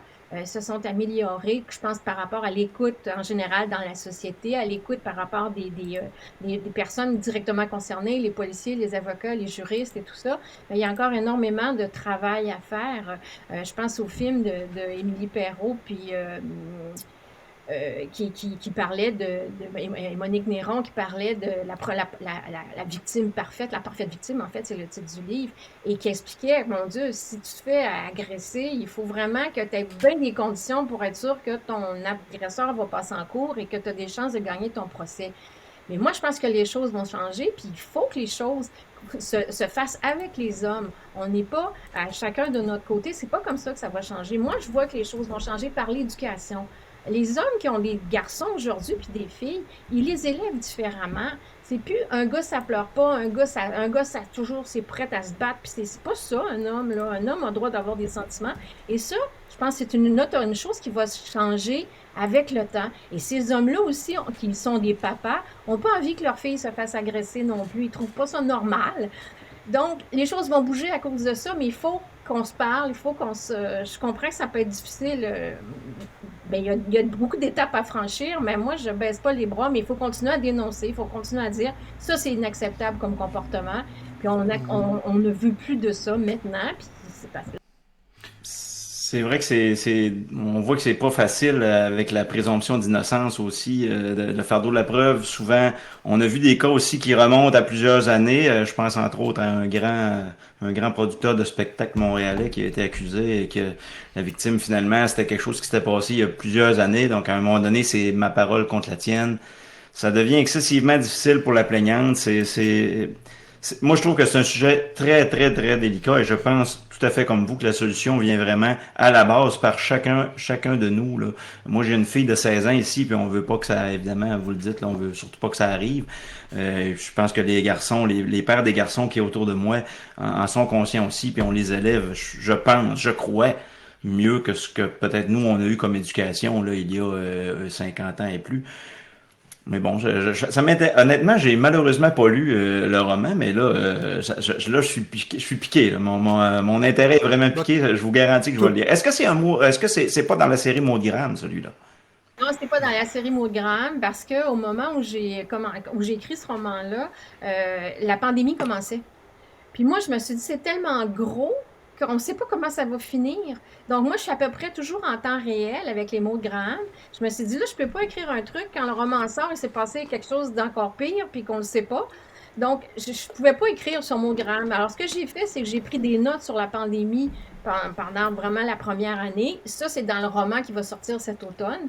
Mais j'ai créé le personnage de Myriam et le roman se passe entre, je pense, que c'est 1985 et 2017. On s'arrête vraiment au début du mouvement MeToo. Donc, je me suis dit, là, je suis correcte, la pandémie n'est pas arrivée encore, puis je suis pas obligée d'en tenir compte parce que, mais j'ai fait toute l'histoire du Québec, alors les jugements qui ont été faits en cours, il y a quand même eu des choses absolument incroyables. Je pense à l'affaire Chantal Daigle. Il y a des choses qui ont été prononcées, des jugements, qui sont hallucinants, puis qu'on a oublié parce que, bon, ça C'est fait 20 vieux. ans, 30 ans, 40 ans. Chantal Daigle, là, c'est C'est vieux, on ça, se mais rappelle. ça fait pas Ouais. si longtemps, ça fait pas si longtemps. Mine de Oui, parce qu'écoute, tout le monde y passe un peu. Tu parles évidemment Hervé Weinstein, Ben oui, tu parles bien de sûr. DSK, tu parles évidemment de Gilbert Rozon aussi Oui, dans le roman, en tout cas oui, dans les débuts du roman. Comme je te oui. dis, moi j'ai à peu près la moitié de ma lecture de faite, là. Oui. Ouais, c'est toutes les Mais histoires qu'on a entendues, qui ont fait les manchettes et ouais. puis qui continuent à faire les manchettes. Il y a des procès qui ne sont pas réglés. Il y a des choses qui sont pas encore déterminées. Puis, Parce que mais c'était arrivé, toi aussi, je crois, à un moment donné, d'être agressé sur le bord d'un trottoir là, par un cycliste ou mais qui ça, c'était t'avait. très différent. C'est Ouais. un enfant de 10 ans Hum, qui s'est arrêté, qui m'a pris les seins, mais hum, vraiment en me serrant très fort, en me faisant mal. Puis il est parti à rire, mais ce rire-là venait de l'enfer. Et j'ai hum. regardé cet enfant-là, je me suis dit, mais dans 3 4 ans, il viole, là, lui, là. C'est ça son Ouais. projet, là. Et je ne serais pas étonnée de voir qu'il a été arrêté ou incarcéré. Mhm. Mais comme n'importe quelle femme, je veux dire, je me suis fait agresser à Paris. Je dis pas que ça fait partie de notre quotidien, puis c'est pas tout de la même gravité, mais qui on est pour juger aussi de la gravité de ce que ça fait sur quelqu'un? C'est pas tout le monde qui réagit de la même manière aussi. Les hommes, parfois, c'est pas parce qu'ils veulent pas, c'est parce qu'ils ne savent pas. Il y a Mhm. des jeunes qui sont ignorants de la situation des femmes. Moi, j'ai expliqué à mon amoureux, qui est un homme très bien, puis très, très doux, puis très charmant, puis pas du tout agressif. Mais j'ai expliqué, j'ai dit, moi, chérie, l'été, je dors les fenêtres fermées. Je peux pas laisser les fenêtres ouvertes qui donnent sur ma cour. Je suis une femme, je peux pas faire ça. Lui, il Hum. n'avait jamais pensé à ça. Lui, ses fenêtres sont ouvertes, puis il se pose pas de questions. C'est des détails comme ça qui font que, ben, c'est encore ça dans la société, là. Puis se faire taponner dans le métro, ça nous est tout arrivé, là. Puis bon, c'est pas agréable, là. Le mieux, c'est de faire comme une de mes amies qui avait pris la main du type qui avait posé sur ses fesses, et elle l'a levé très haut, puis elle s'est acquise cette main-là. Mais bon, il faut avoir la présence Tout- d'esprit de faire. Ouais, oui, ben c'est ça. Il faut avoir la vivacité aussi Ouais, c'est d'esprit ça. de Quand réaction. même, t'as Euh, déjà l'effet de surprise, là, mais là, ça s'est Parce retourné qu'écoute, contre. Patrice l'a redit tantôt, sa parole contre la mienne. Est-ce que le titre de ton livre est pas un peu pessimiste, justement? Oui, mais c'est la réalité, hélas, là. Donc, je pense que quand on On dénonce, n'en on sort est dans pas, le là. pessimisme parce qu'on dénonce une action qui est déplorable, une situation qui est à changer. Mais si on la dénonce pas, elle changera jamais. Donc, oui, sa parole contre la mienne n'est pas un titre dans la joie et l'allégresse, mais je pense que la réalité, et ça peut pas être autrement parce que l'agression sexuelle est un crime intime. On fait jamais ça en public. Mhm. Alors, c'est une personne contre une autre personne, puis qui on va croire. Puis c'est sûr qu'à travers toutes les dénonciations qu'il y a eu, il y a peut-être des femmes qui ont abusé puis qui ont menti, mais c'est pas la majorité, là. Mais je peux comprendre que les jurys puis les avocats, ils font leur travail d'avocat. Quand ils défendent un agresseur, ben leur travail, c'est de le défendre. Fait que c'est la parole de l'agresseur contre la parole de la victime. Puis ça, mais ce qu'il faut qu'il change, puis ce qui peut changer, ce qui peut modifier les choses, c'est que la victime soit accueillie différemment quand elle porte plainte. Que les policiers considèrent sa plainte avec beaucoup plus de circonspection, d'intérêt, qui est en tête que cette femme-là qui vient témoigner, elle est bouleversée. Parce que le témoignage, la victime, c'est ça qui va être redit en cours. Même si elle témoigne 2 ans plus tard, on va dire oui, mais le soir, vous êtes venu porter plainte, vous avez dit ça, ça et ça. Mais dans quel état elle était, cette personne-là? Il faudrait qu'elle soit bien accompagnée. Il faut également que quand elle se retrouve en cours, elle n'ait pas à voir son agresseur passer devant elle à quelques mètres, là. Il faut vraiment protéger pour que la personne puisse garder ses moyens puis être en sécurité, se sentir en sécurité. Parce que tout ça, s'embarquer dans ce processus-là, c'est vraiment extrêmement compliqué et très douloureux et très dur. Donc, accompagner du mieux que vous pouvez les personnes qui sont agressées. Puis, il faut considérer aussi qu'il y a des hommes qui sont agressés. Puis, plus on parle d'agression contre les femmes, il y a des hommes qui vont commencer à parler aussi, puis dire, oui, moi aussi, ça m'est arrivé. Parce que ça, il faut en tenir compte aussi. Donc, mais Absolument. qui n'osent pas le dire parce qu'ils vont se dire de toute façon, on ne croit pas les femmes, pourquoi me croirait moi? Donc, ton roman, donc, c'est paru, donc, en fait, 2021, ça, chez Druide. Ton prochain livre, tu l'évoquais tout à l'heure, on s'en va vers quoi? On s'en va avec un mot de Graham qui revient. OK. Donc, le 20e mot de Graham, ça devrait paraître au début de l'automne. Et, Biscuit. hein? Biscuit. Biscuit, exactement, biscuit Graham. Et Il y a un personnage qui l'appelait Biscuit. Comment il s'appelle déjà? Maxime, son fils, et puis Ouais, c'est ça. Grégoire, qu'elle avait Ouais, beaucoup Grégoire. pris sous son aile. Mais Grégoire est chef cuisinier maintenant. Et donc, ça va mieux dans sa vie qu'au moment où elle l'a trouvé, quand il était un jeune prostitué qui vivait dans la rue. Là, les choses se sont grandement améliorées pour Grégoire. Et ça se passait autour des féminicides. Donc, parce que moi, quand la première chose que j'ai pensé, quand la pandémie a commencé, je me suis dit, ça va être une recrudescence de féminicide, ça va être l'horreur. Les femmes sont prises avec leurs bourreaux. Ça peut pas être autrement. J'ai malheureusement eu raison sur ce coup-là. Et tu sais, on se dit qu'il y a 26 femmes qui ont été assassinées en 2021, là. Ça fait beaucoup. C'est énorme, hein? Et ça ne s'arrêtera pas maintenant. Heureusement, il y a plus d'actions qui ont été prises, mais les femmes qui ont été enfermées avec leurs bourreaux, avec le déconfinement, là, les hommes, ces femmes-là leur échappent. Alors, ils n'acceptent pas que ces femmes-là leur échappent. Donc, Absolument. Et l'important, c'est d'en parler aussi. Hein. Tu Oui. vois, comme moi, en fait, c'est le titre de mon dernier livre.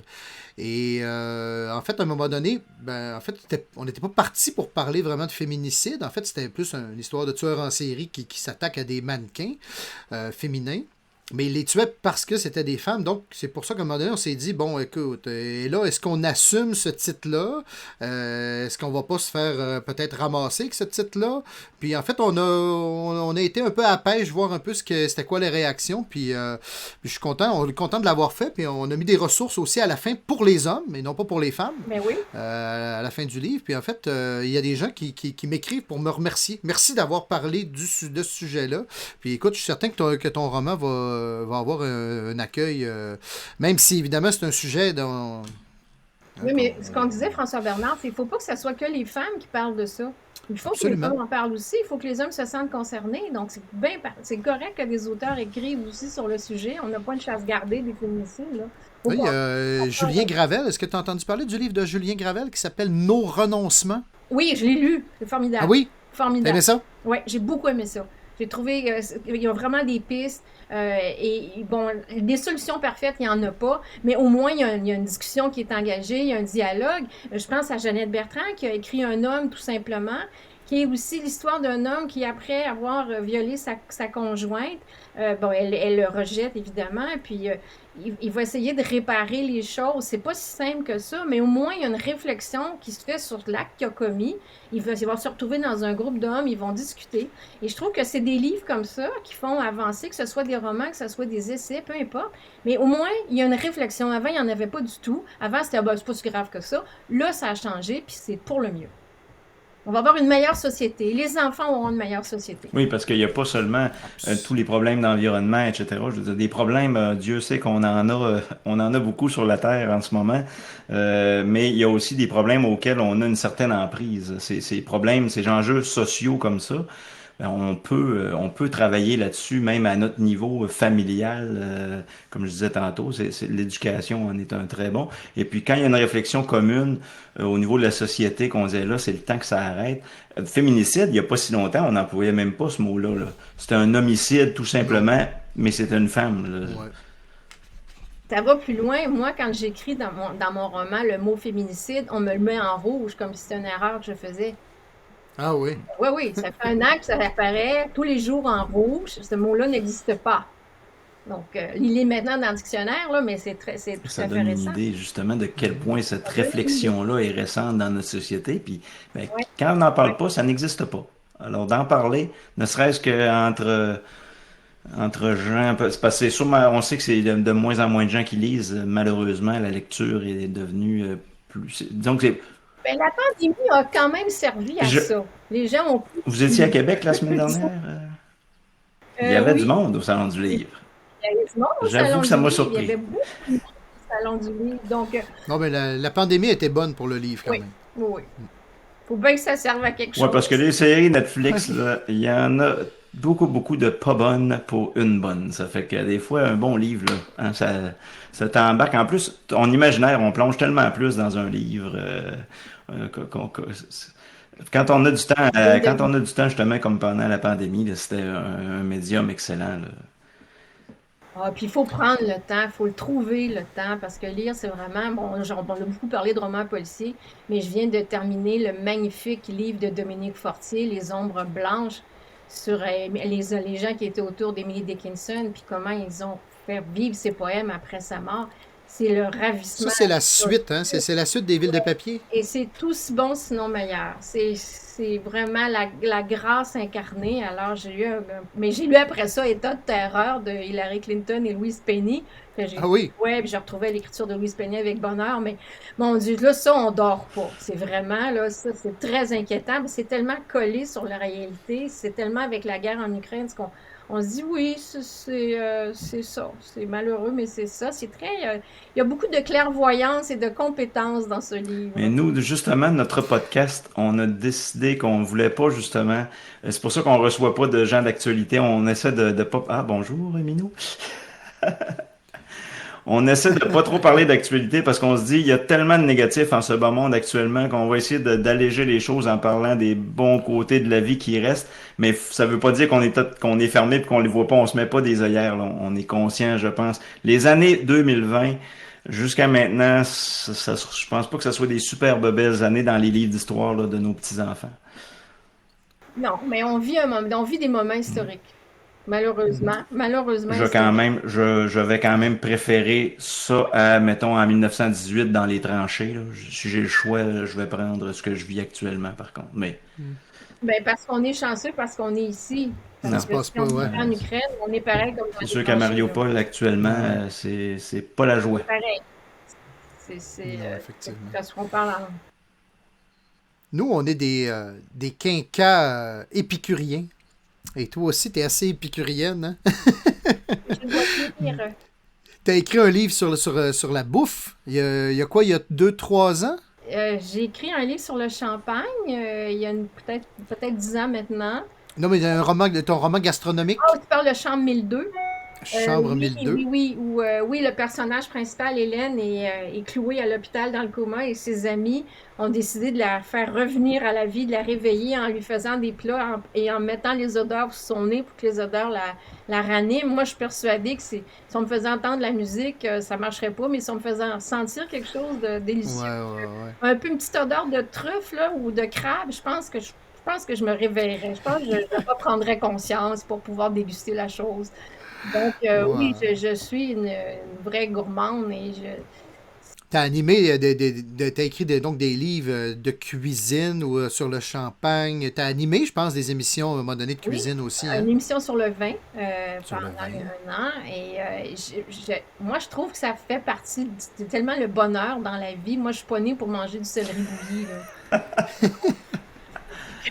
Donc, c'est les odeurs, les parfums, t'es dans un univers. Puis, ce qui est encourageant aussi, puis François Bernard ne va pas me contredire, c'est sûr, c'est que quand on écrit, c'est long écrire un roman. Puis, tu sais, on n'a pas un résultat immédiat. Puis, 100 fois sur le métier, remettez votre ouvrage. Fait que des fois, on a un petit moment de découragement.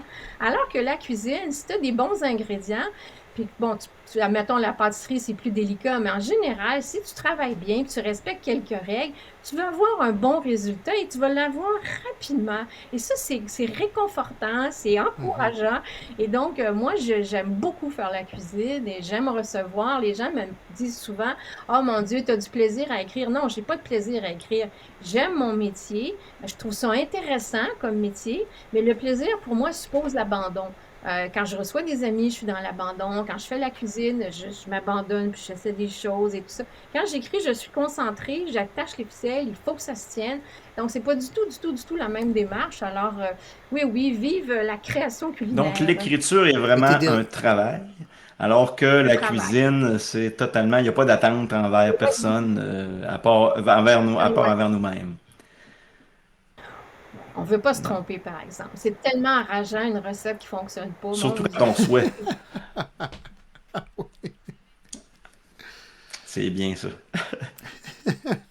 Moi, j'aime ça être cowboy Hey, un peu. J'aime bien essayer. Ma blonde elle vient verte à chaque fois. Moi, j'aime bien essayer des nouvelles recettes. Envoyons soit 10 personnes. Go! Hey, envoyez donc là, vos derniers coups de cœur culinaires Oh, à Québec, pour un produit ou pour un resto ou pour... Rio et Petit Gros à Québec, c'est C'est vraiment bien. fantastique. Ah, ils travaillent bien, ils travaillent les produits, ils font des associations qui sont intelligentes. C'est un restaurant sans prétention, c'est sympathique, la musique est bonne. Moi, je suis très critique parce que souvent dans les restos, ce que je déplore, c'est que la musique est bien trop forte. On ne s'entend pas parler. Quand on renvoie des amis, c'est pour leur parler en général. Et notre amoureux également ou notre amoureuse. Donc, je trouve ça désagréable. Et là, c'est vraiment un endroit chouette, un service Décor. impeccable. Petit Gros, là, c'est vraiment une adresse à découvrir. Le à décor Québec. est superbe. Et le pain de chez Borderon, le pain la boulangerie Borderon.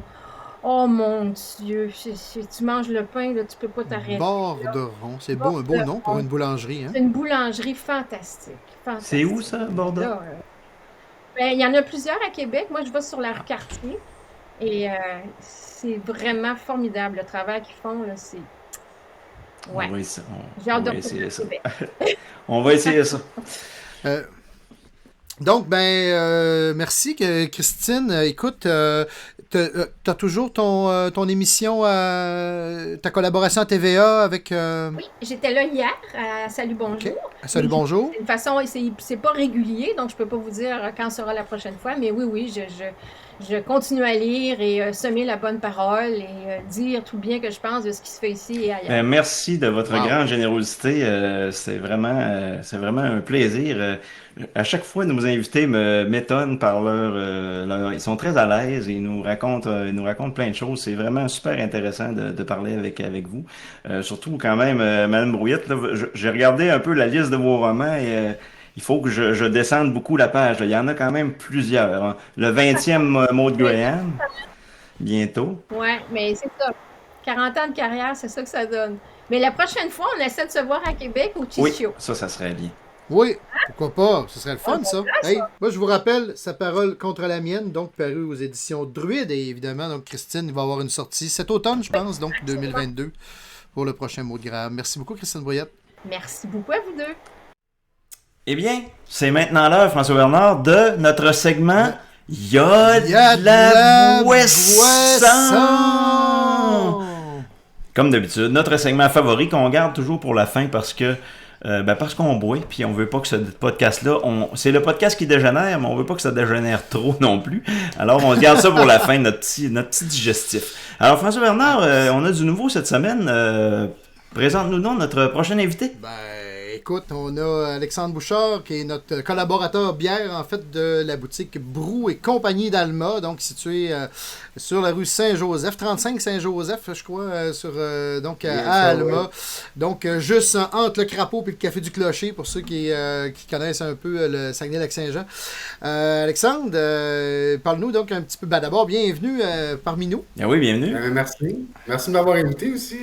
Écoute, ça fait plaisir de t'avoir à nos côtés, un expert en bière. Et donc, en fait, parle-nous un petit peu de Brou et Compagnie.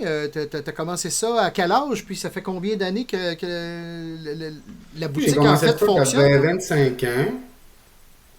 Puis j'ai commencé à avoir une passion parce que...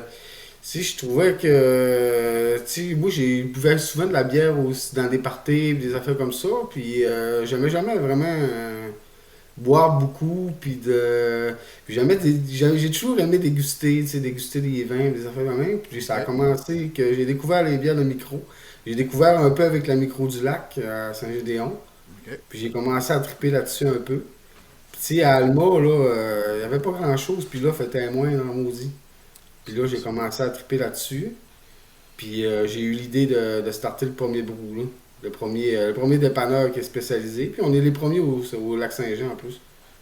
Absolument. Puis en fait, et là, tu as déménagé dans les nouveaux locaux. En fait, il y a 2 ans à peu près que tu es déménagé? Ça fait un an, le 1er avril. Ah, 1 an. OK, donc pas tant que ça. OK, avant ça, tu étais à côté de la bibliothèque. Puis au début, quand tu as commencé, est-ce que tu as eu des problèmes à t'approvisionner? Tu savais-tu à qui parler pour aller chercher les différents produits? Parce que, écoute, il s'en fait aux 4 coins de la province. Puis il y a plusieurs distributeurs. Là, chaque brasserie ont leur... souvent, ils sont regroupés. Mettons, t'en as un qui en fait une batch, puis un autre en fait une autre batch. Mais t'as appris ça sur le tas, là, toutes ces choses-là. Oh, j'ai appris ça sur le tas, mais tu sais, c'était quand même assez facile au début parce qu'il y en avait pas mal moins C'est vrai. qu'aujourd'hui. Mais c'est sûr qu'avec le temps où j'ai fait mon nom, fait qu'à cette heure, tu sais, j'ai plus besoin de courir après eux autres parce que c'est eux autres qui courent après moi. Fait que ça devient plus facile. Puis Dieu sait Mais, qu'au lac, au vous êtes quand début, même des bons tu sais, buveurs. Ça fait que ça doit pas traîner sur les tablettes longtemps. Là. Non, non, non, non. J'ai toujours de la fraîcheur, puis tout est frais sur mes tablettes. Là. Ben, de toute façon, moi, je fais tout le temps de shake-up, puis quand ça fait plus mon affaire, ben, ils savent, puis ils m'en reviennent des billets. C'est bon. Fait que cette semaine, c'est quoi justement de quoi on va parler? Quelle sorte de bière on va parler cette semaine? Ben, on va commencer avec la Ralbock collaboration avec Saint-Pancras, une New England IPA à l'argousier. Et on sait que Ralbock, dans le fond, c'est une brasserie qui vient de Kamouraska ou c'est ça? Hein? Saint-Jean-Port. Ben, Saint-Jean. ils ont commencé Jean-Port-Joli. à Saint-Jean-Port-Joli, puis à cette heure, ils ont starté, là, ils ont starté à peu près peut-être 2 ans une usine là, à la Pocatière. Oui, c'est vrai. Puis Saint-Pancras, eux, sont à Bécomo, si ma mémoire est bonne. Hein? Ils sont Ouais. comme moi, en effet. Ceux qui font la crabe, Oui, c'est ça, hein. celle-là avec la bière connus de pour Paul, cette oui. bière-là, ils ont des très bonnes bières aussi, eux autres. Alors, allons-y. Alexandre, c'est quoi les particularités d'une New England IPA? Parce que en fait, quand on est dans le monde des IPA, bon, dans la simple IPA, t'as des doubles IPA et triples, t'as des HDD IPA DDH. aussi. Mais DDH, une oui, New c'est ça. England IPA, Et New England je IPA, c'est dirais quoi sa que c'est une bière particularité qui va qu'on aller devrait chercher plus retrouver? les saveurs du houblon, de l'amertume, plus, mettons, des côtés florales. On sent bien l'argousier, hein. Moi, tu sais, quand j'ai ouvert la canette, là, Je sens beaucoup le ouais. pamplemousse. On là, est. mais tu sais, c'est ça va chercher c'est quoi aussi? C'est des bières qui sont opaques aussi. Hein. C'est des bières qui sont toujours sur... Ouais, c'est plus juicy, Ouais. c'est plus Belle opaque, robe. plus crémeux, plus soyeux en bouche. Tu sais, ça va ressortir plus les arômes de fruits. C'est un bon... Tu sais, c'est moins amer que, mettons, une IPA américaine un peu classique. Ça, ce n'est pas que de l'amertume, mais tu as une belle balance entre une Ouais. amertume et un côté fruité. Ouais. Tu sais, c'est Absolument. plus facile à boire un peu. Tu sais, des fois, ça va avoir un 10%, puis tu sais, ça va se soyer au fond, puis ça va être facile à boire quand même. Oui, parce- Celle-là est à 5,9% d'alcool, donc... C'est ça qui est surprenant parce que justement, les NEPA, comme tu dis, si bien moi je vois ça plus souvent autour de 6.5, 7. Entre 6.5, 7.5, même 8. Après ça, on tombe dans les doubles où là, on monte encore plus haut. Puis les triples, je veux dire, t'en prends une puis tu vas te coucher. Ouais, c'est ça. J'exagère, mais j'exagère à non, peine. c'est non. C'est des bières qui sont quand même avec des taux d'alcool très élevés. Et les deux que tu nous proposes ce soir, en tout cas, déjà en partant, celle-là, c'est 5.9, t'as dit, hein, c'est bien ça, ou 5.8? Ça fait que c'est pas des 5.9 celle-là, puis la 5.9, prochaine est à 5.8. C'est quand même bien pour des NEPA. C'est plus rare, hein. Il me semble que c'est plus fort que Ben, le d'habitude. New England classique, je te dirais que c'est standard entre 5 à 6. Ah, ok. Ça peut monter à 6.5, mais quand tu arrives à 7, ça va être rendu une double. Ok. Tu sais, il va y avoir des sessions New England aussi qui peut tomber à peu près à 3 ou 4%, plus 4,5. Là. Oui, les sessions, effectivement. Puis dans le fond, quand tu parles les doubles, là, si vous demandez à la maison, vous reconnaissez souvent, il est écrit DIPA, le DIPA, là. C'est Double IPA. On voit souvent ces lettres-là dans les Mais bières. là, celle-là, les gars, là, c'est un double défi. Hein. Ça veut dire qu'en fait, ils ont parti de la même recette. Rollbuck en a fait une, puis Saint-Pancras en a fait une version aussi. Là. Tous les collabos font Parce ça. que- Tous les collabos, Ouais, c'est comme ça. hein. OK. Parce que c'est ça, c'est pas une collabo, là, c'est pas une canette puis commune aux deux. Là. Donc, si, comme en fait, on pourrait prendre aussi l'invitation là, d'aller goûter aussi à la Saint-Pancras, là, celle réellement, là, donc la version Saint-Pancras, si on veut, de cette. Mais tu sais, c'est cette parce que tu sais, collaboration. Saint-Pancras sont moins présents Moins dans le distribués. Plus difficile à trouver. que, mettons, Ralbock. Ralbock, vu qu'ils ont une grosse usine, tu sais, ils distribuent un peu plus que Saint-Pancras. Ouais. Il faut dire Saint-Pancras, aussi c'est que. toujours en plus petite quantité, puis tu sais, ça passe plus vite. Il y a des micros aussi en une semaine. Comme tu dis, c'est sûr quand il y a une usine en arrière, puis là, ils sont capables de distribuer, ben ils le font, mais c'est sûr qu'il y a beaucoup de microbrasseries aussi qui servent en fait leur stock dans leur micro pour manger sur place. Prenons Oval. Qui ne peuvent pas nécessairement fournir ailleurs. Là, je suis de parler d'Oval qui est reconnu pour ça justement. Si tu n'en bois pas sur place ou l'hiver, tu vas en trouver jusqu'à Rimouski. Mais passer ça, là, oublie ça. Là. Moi, je pense que j'ai des contacts, puis je réussis à aller m'en chercher à Rimouski quelques fois, mais sinon... Pas Saint-Laurent, puis des fois Québec-Montréal, Oval, mais c'est pas plus. Puis, qu'est-ce que tu penses de la mode? Parce que les collaborations, les collabos, comme on dit, les bières collaborations entre deux brasseries, on en voit de plus en plus, même des fois 3 brasseries. Qu'est-ce que tu penses de ça, toi, Alexandre?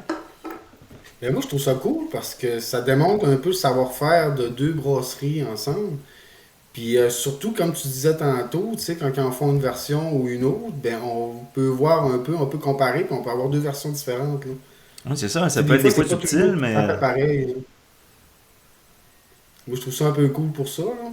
Là. Ouais, ben ils s'amusent aussi, les gars, là-dedans. Là, tu sais, je veux dire, ils ont du fun, ils se lancent des défis, puis...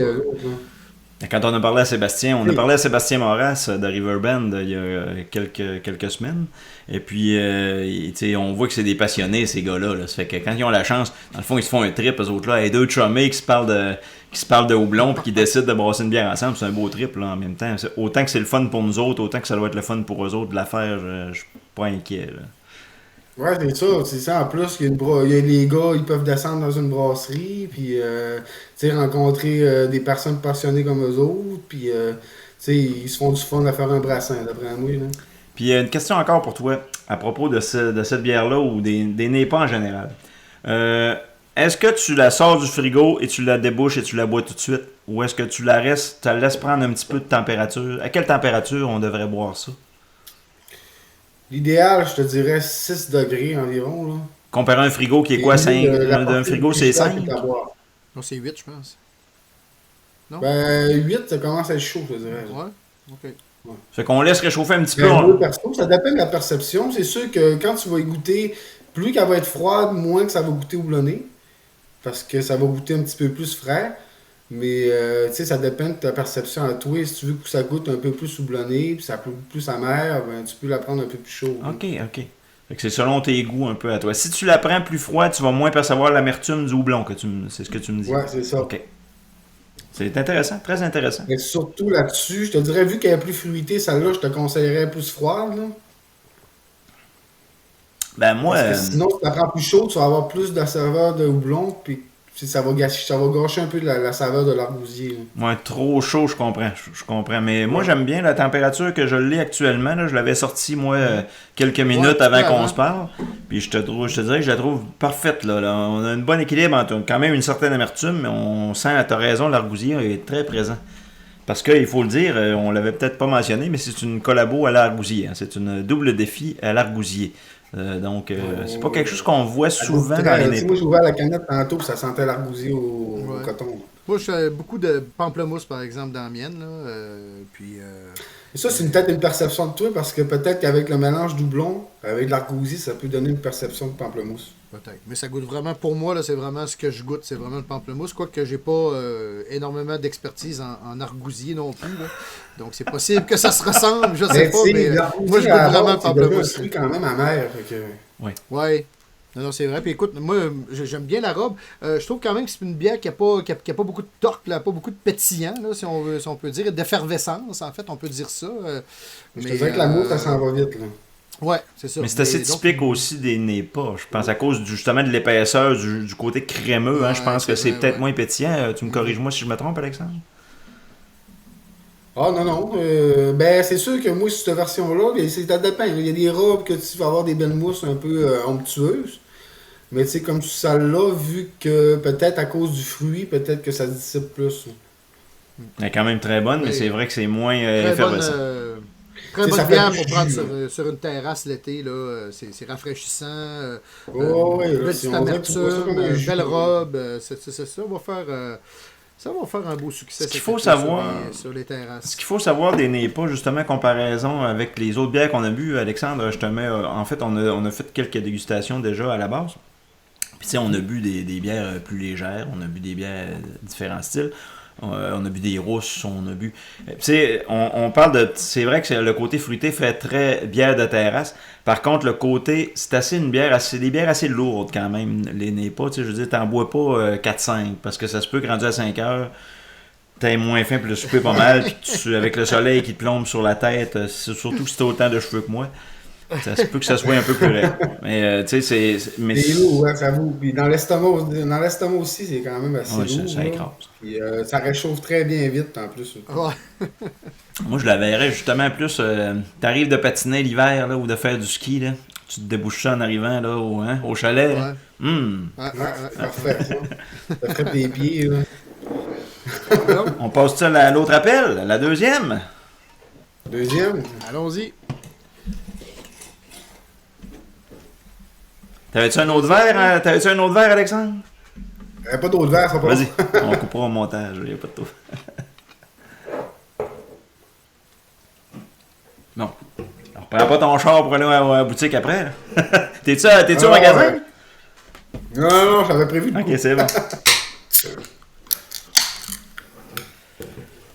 Donc, la prochaine, présente-nous ça, Alexandre.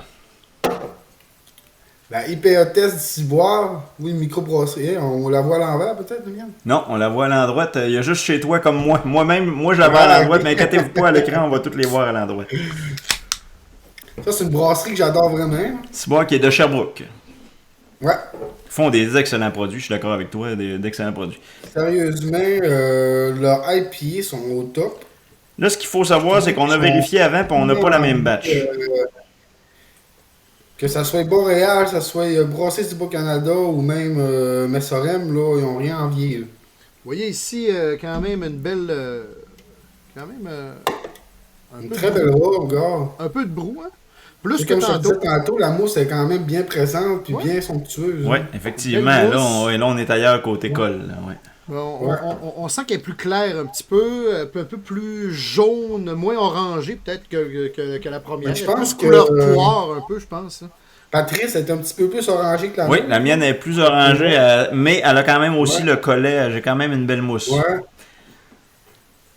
Elle a beaucoup plus d'effervescence que Ah ouais. la précédente.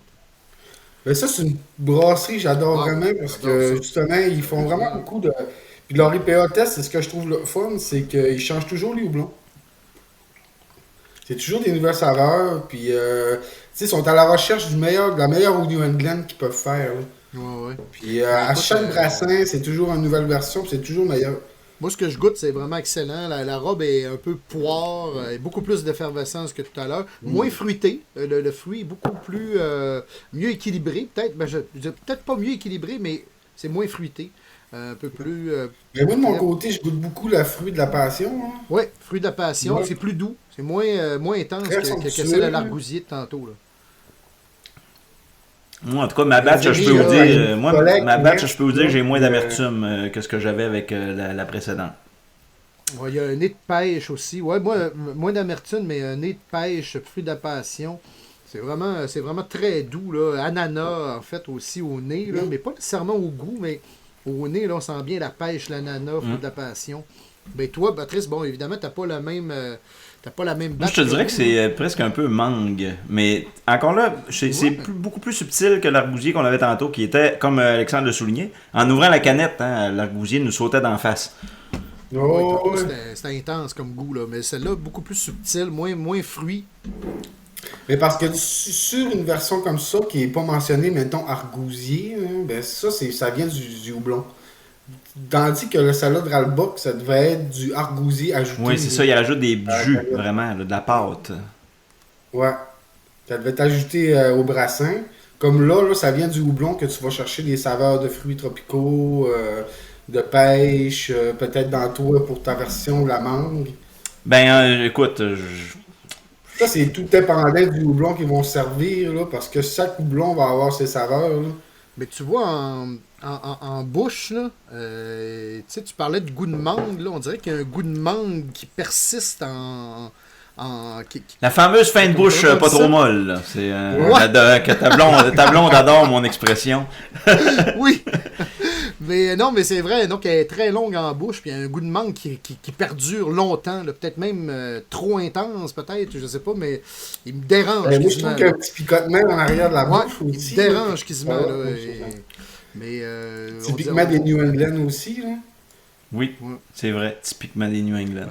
Vraiment. Mais on sent beaucoup plus le petit picotement, je trouve, de l'effervescence là, du gaz carbonique. Ouais, Là. c'est On sent vraiment plus... ça ressemble plus à une bière, entre guillemets, je dirais pas classique, là, mais une NEPA peut-être un peu plus classique. L'autre, effectivement, Ouais. comme tu dis, sûrement qu'ils avaient ajouté une pâte de jus là, pour ce qu'ils font souvent maintenant. C'est comme la nouvelle mode. Là, pour les rendre encore plus fruités, ils vont rajouter des jus. Qu'est-ce que tu penses de Ouais, ça, c'est toi, ça. d'ailleurs? Je trouve que, tu sais, elle était moins effervescence, puis que, tu sais, l'argousier prenait pas mal de dessus aussi sur les saveurs du houblon, là.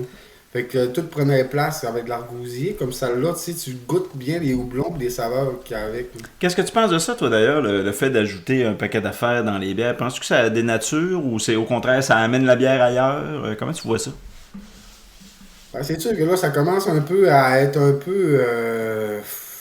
moi, je pourrais dire ça, tu sais, ça commence à s'en aller un peu partout, là, je te dirais, là. Parce que là, tu sais, chaque brasserie essaie d'avoir le Saint Graal, la meilleure New England, là. Mais, tu sais, une New England, ça reste une New England souvent, là. Mais, Mais tu sais, au nom de l'originalité, des fois, je pense que les brasseries vont aller essayer tout le temps de repousser les limites. Puis à un moment donné, tu regardes ça, puis tu dis, moi en tout cas, j'en ai vu passer dernièrement, que je me disais, écoute, c'est sûr que ça a l'air intéressant, mais jusqu'à quel point est-ce qu'on peut encore appeler ça une bière? Puis tu sais, je regarde aussi certaines bières sûres d'été là, qu'on voit là, que c'est plus du jus de framboise que finalement que de la bière. Là. Ben oui, c'est sûr. Fait que... C'est comme un ouais, peu. récemment, là, j'ai eu la version que François m'a demandé, là, la double fruit, là. Ouais, c'était Ça comme a une été bière à la la fruit. folie. La une double bière au fruit, Fruit Loops, la en double fait. fruit Une bière punch, au ouais. fruit, framboise, fraise et vanille, Ah, ok. là. C'était terriblement bon, mais tu sais, C'est une bière au Fruit Loops, Pat. ça goûte pratiquement plus la bière rendu là. Ouais, non, c'est ça. C'est juste par curiosité de vouloir peut-être y goûter. Mais c'est sûr qu'écoute, ça s'en va exactement la bière. Où est-ce que le vin est allé? Ou par exemple, on a du vin maintenant aux pêches ou à toutes sortes de trucs. Puis le gin s'en va là aussi. Là, tu sais, je veux dire, moi, je suis sur des groupes de gin où à un moment donné, là, c'était la folie du Brockman. Là. Je sais pas si vous avez essayé ça, là, mais on n'est même plus dans le gin. Là, tu sais, je veux dire, c'est n'importe quoi. Là. Fait que, puis écoute, je sais que les. Puis là, je vais faire tirer des tomates par les filles, là, mais je sais que c'est un gin de filles total. Là. Puis tant mieux si vous aimez ça, les filles go, puis les gars aussi, vous aimez ça, c'est parfait. Mais écoute, moi, je suis pas là pantoute. Là. Ah non, il y a rendu un des produit gins comme au ça, bleuet, puis des gins... c'est plus pareil, là. Ouais. Ben, la bière va, Tandis que va si au même t'aimes, endroit. mettons, tu veux un gin qui goûte le bleuet, ben mets-toi un sirop de bleuet, tu sais, ou... Un tonic. Un tonic au bleuet, à la limite, là, mais tu sais, un gin, ça devrait rester un gin, là. Les baies de C'est sûr, Genièvre, on dans peut le fond. pas, Ouais, on avec peut pas du quand même février, qui reprocher goûte un peu le sapin. on reprochera pas quand même aux fabricants québécois d'essayer puis d'inventer des nouvelles affaires. On est ça coche pas mal dans plein de domaines actuellement. Bière, fromage, bon, plein de trucs qui se passent Ben, au on s'est Québec. rattrapé beaucoup sur les autres Go, pays, tu sais, là. continuons parce qu'on a des produits locaux qui sont absolument ahurissants. Mais là. justement, François Bernard, pendant qu'on je reviens en même temps sur le sujet qu'on a parti, là où j'ai trouvé une innovation vraiment impressionnante, c'est encore là de notre ami Sébastien Moras de chez Riverbend. La fameuse bière au lactaire à saveur d'érable, à odeur d'érable que tu nous as fait déguster. Notre première dégustation, c'est ce qu'on a bu, Alexandre. Et ça, moi, j'ai été vraiment impressionné. Je suis un amateur de Scotch Ale à la base. Puis souvent, les bières à l'érable, ils ont une tendance à trop en mettre. Là, je trouvais que ça donnait juste l'odeur, tu sais, puis ça sentait les fameux biscuits, feuilles d'érable. Ça, c'est quelque chose que je trouvais c'est une belle innovation. Ça va pas dénaturer la bière parce que ça goûte pas le champignon. Ça rajoute pas de texture différente à la bière. C'est encore une bière.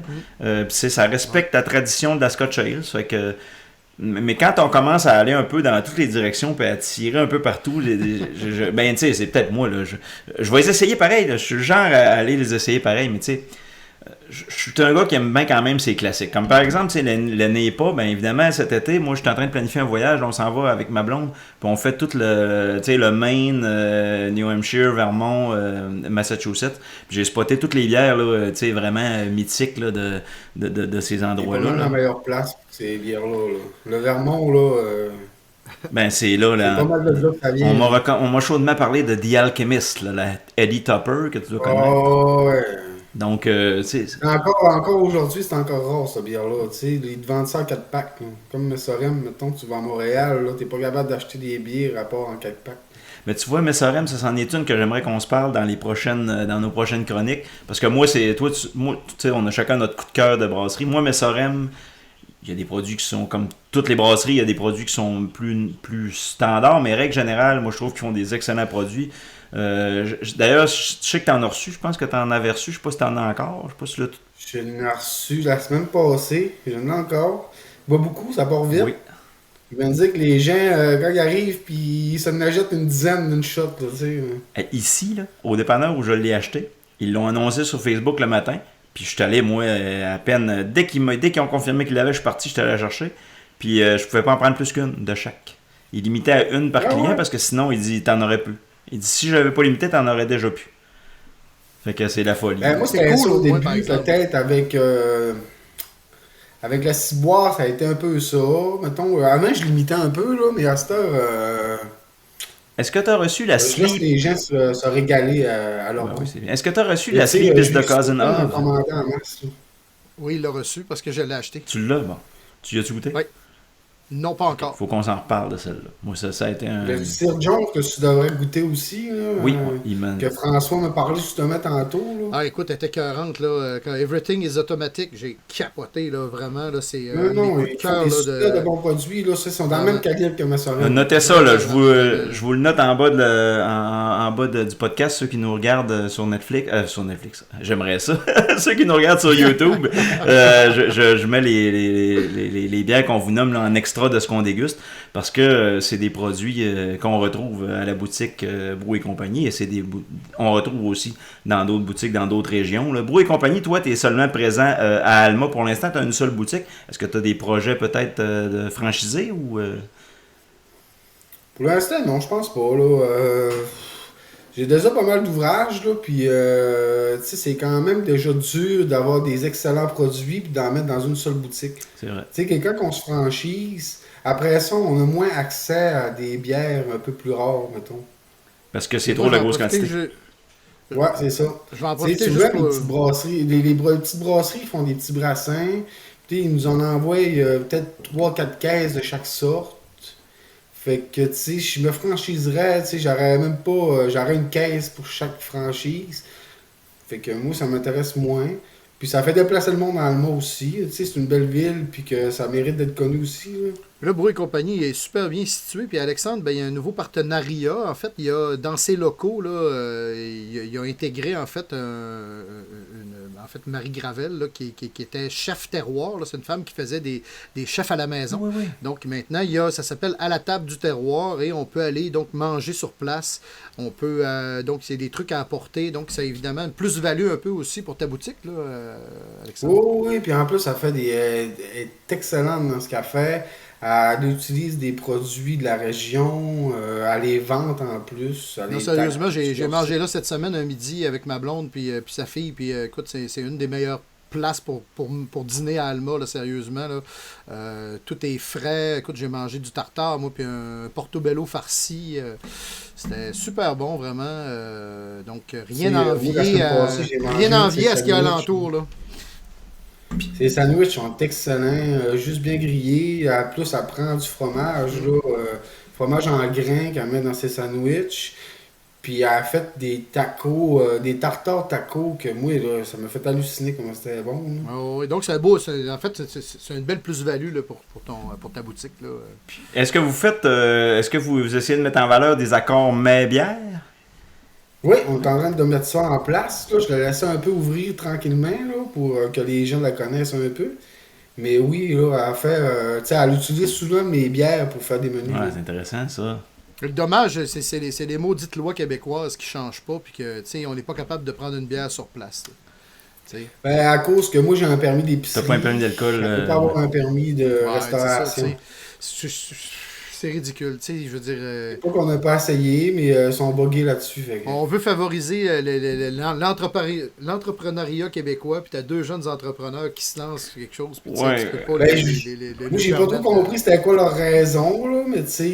Ben moi, pour avoir travaillé au gouvernement, je peux t'expliquer la raison, c'est que c'est très simple. La loi n'existe pas. Donc, vous êtes en avance sur les lois, vous allez faire avancer les lois, mais malheureusement, peu importe le fonctionnaire que tu vas prendre présentement, il n'y a rien qui peut pas te rentrer dans aucune cause.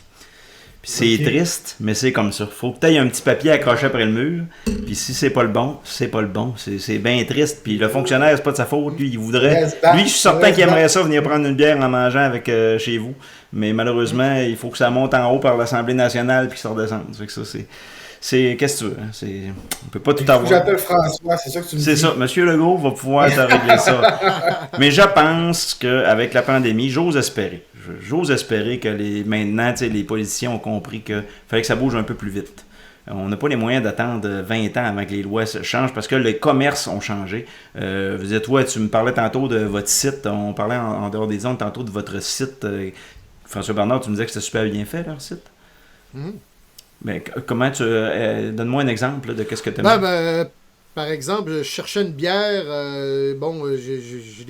J'ai trouvé le site. Elle est apparue sur le site Brou et compagnie. J'ai cliqué dessus. Il disait combien il y en avait en inventaire. Après ça, il y avait des recommandations si tu aimé cette bière-là.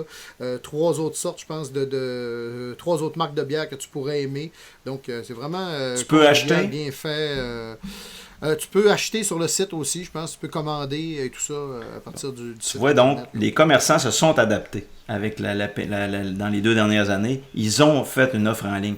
Je sais pas, toi, peut-être, Alexandre, tu étais précurseur, tu avais peut-être déjà ça depuis plusieurs années, mais je peux te dire que la plupart des commerçants... C'est vraiment à cause de la pandémie, là, quand ils ont annoncé la pandémie, là, je me suis mis dans mon site web, je l'ai fait de A à Z, je me suis mis là-dedans pendant 1 mois de temps, sans arrêt, j'ai tout mis mes produits. T'as bien fait. Non, je l'ai bien fait. Moi, ce qui me surprend, c'est qu'il soit à jour. Généralement, ce genre de site-là est rarement à jour ou il est rarement entretenu. Elle tient et ça coche, et je dois le dire, là, écoute... c'est sûr que moi, j'essaie aussi de faire mes ventes, tu sais, mettons du Messorem, Sir John, quand je reçois ça, j'essaie de faire une belle vente sur Internet. Fait que ça a priori, les gens, tout le monde peut en profiter, ils peuvent réserver leur bière. Puis souvent, mes clients, ils m'en parlent, ils disent j'aime ça quand tu fais des préventes comme ça. On a toute la chance d'en commander, on n'a pas toujours le temps de venir en boutique.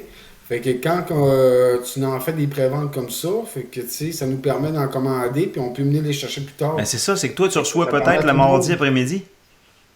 Puis tu sais, nous autres, on travaille. Fait qu'on n'a pas le temps d'y aller tout de suite. Fait que là, on arrive, puis il n'y en a plus. Fait que dans ce temps-là, au moins, avec le site Internet, on peut l'acheter d'avance. Ça, c'est très intéressant. Puis comme je te disais, comme vous, des entrepreneurs comme toi, ont pris la balle au bon, puis ont amélioré. T'as pas attendu après le panier bleu, là, parce que t'attendrais encore, tu sais. Panier bleu, je l'ai essayé, là, puis j'ai pas trouvé que c'était excellent. Non, mais tu sais, c'est ça que je te dis. Le gouvernement, c'est pas eux autres qui vont mener, ils vont suivre. Fait que là, vous autres, vous êtes en avant, le gouvernement va finir par arriver. Mais tu sais, ça arrivera peut-être pas demain matin, mais j'ose espérer que ça prendra pas 5 ans. En tout cas, je vous le souhaite. Je vous le souhaite ardemment parce que j'adore ça de voir des jeunes entrepreneurs comme toi. Tu me disais tantôt, tu as 30 ans. C'est ça, 30? Ouais, 32. Bon, 32. Des poussières. L'arrondi tantôt. Mais, un jeune homme. Jeune trentaine, déjà plusieurs années qu'il a son commerce. Moi, je lève mon chapeau à ça. Nous autres, les quinquants, on a une tendance des fois à dire les jeunes. Comme quand on était jeunes, nos grands-pères nous disaient de nous autres, les jeunes ne savaient plus travailler, puis nanana, puis on a...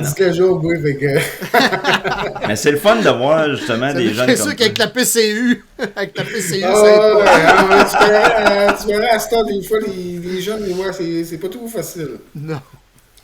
Mais les jeunes, c'est pas toujours facile. Mais là, comment ça va, la business, j'imagine, depuis justement que ça a rouvert un peu plus, la business va bien aller quand même. Ben même. Ah, je te dis, depuis un mois, là, ça roule tes peurs.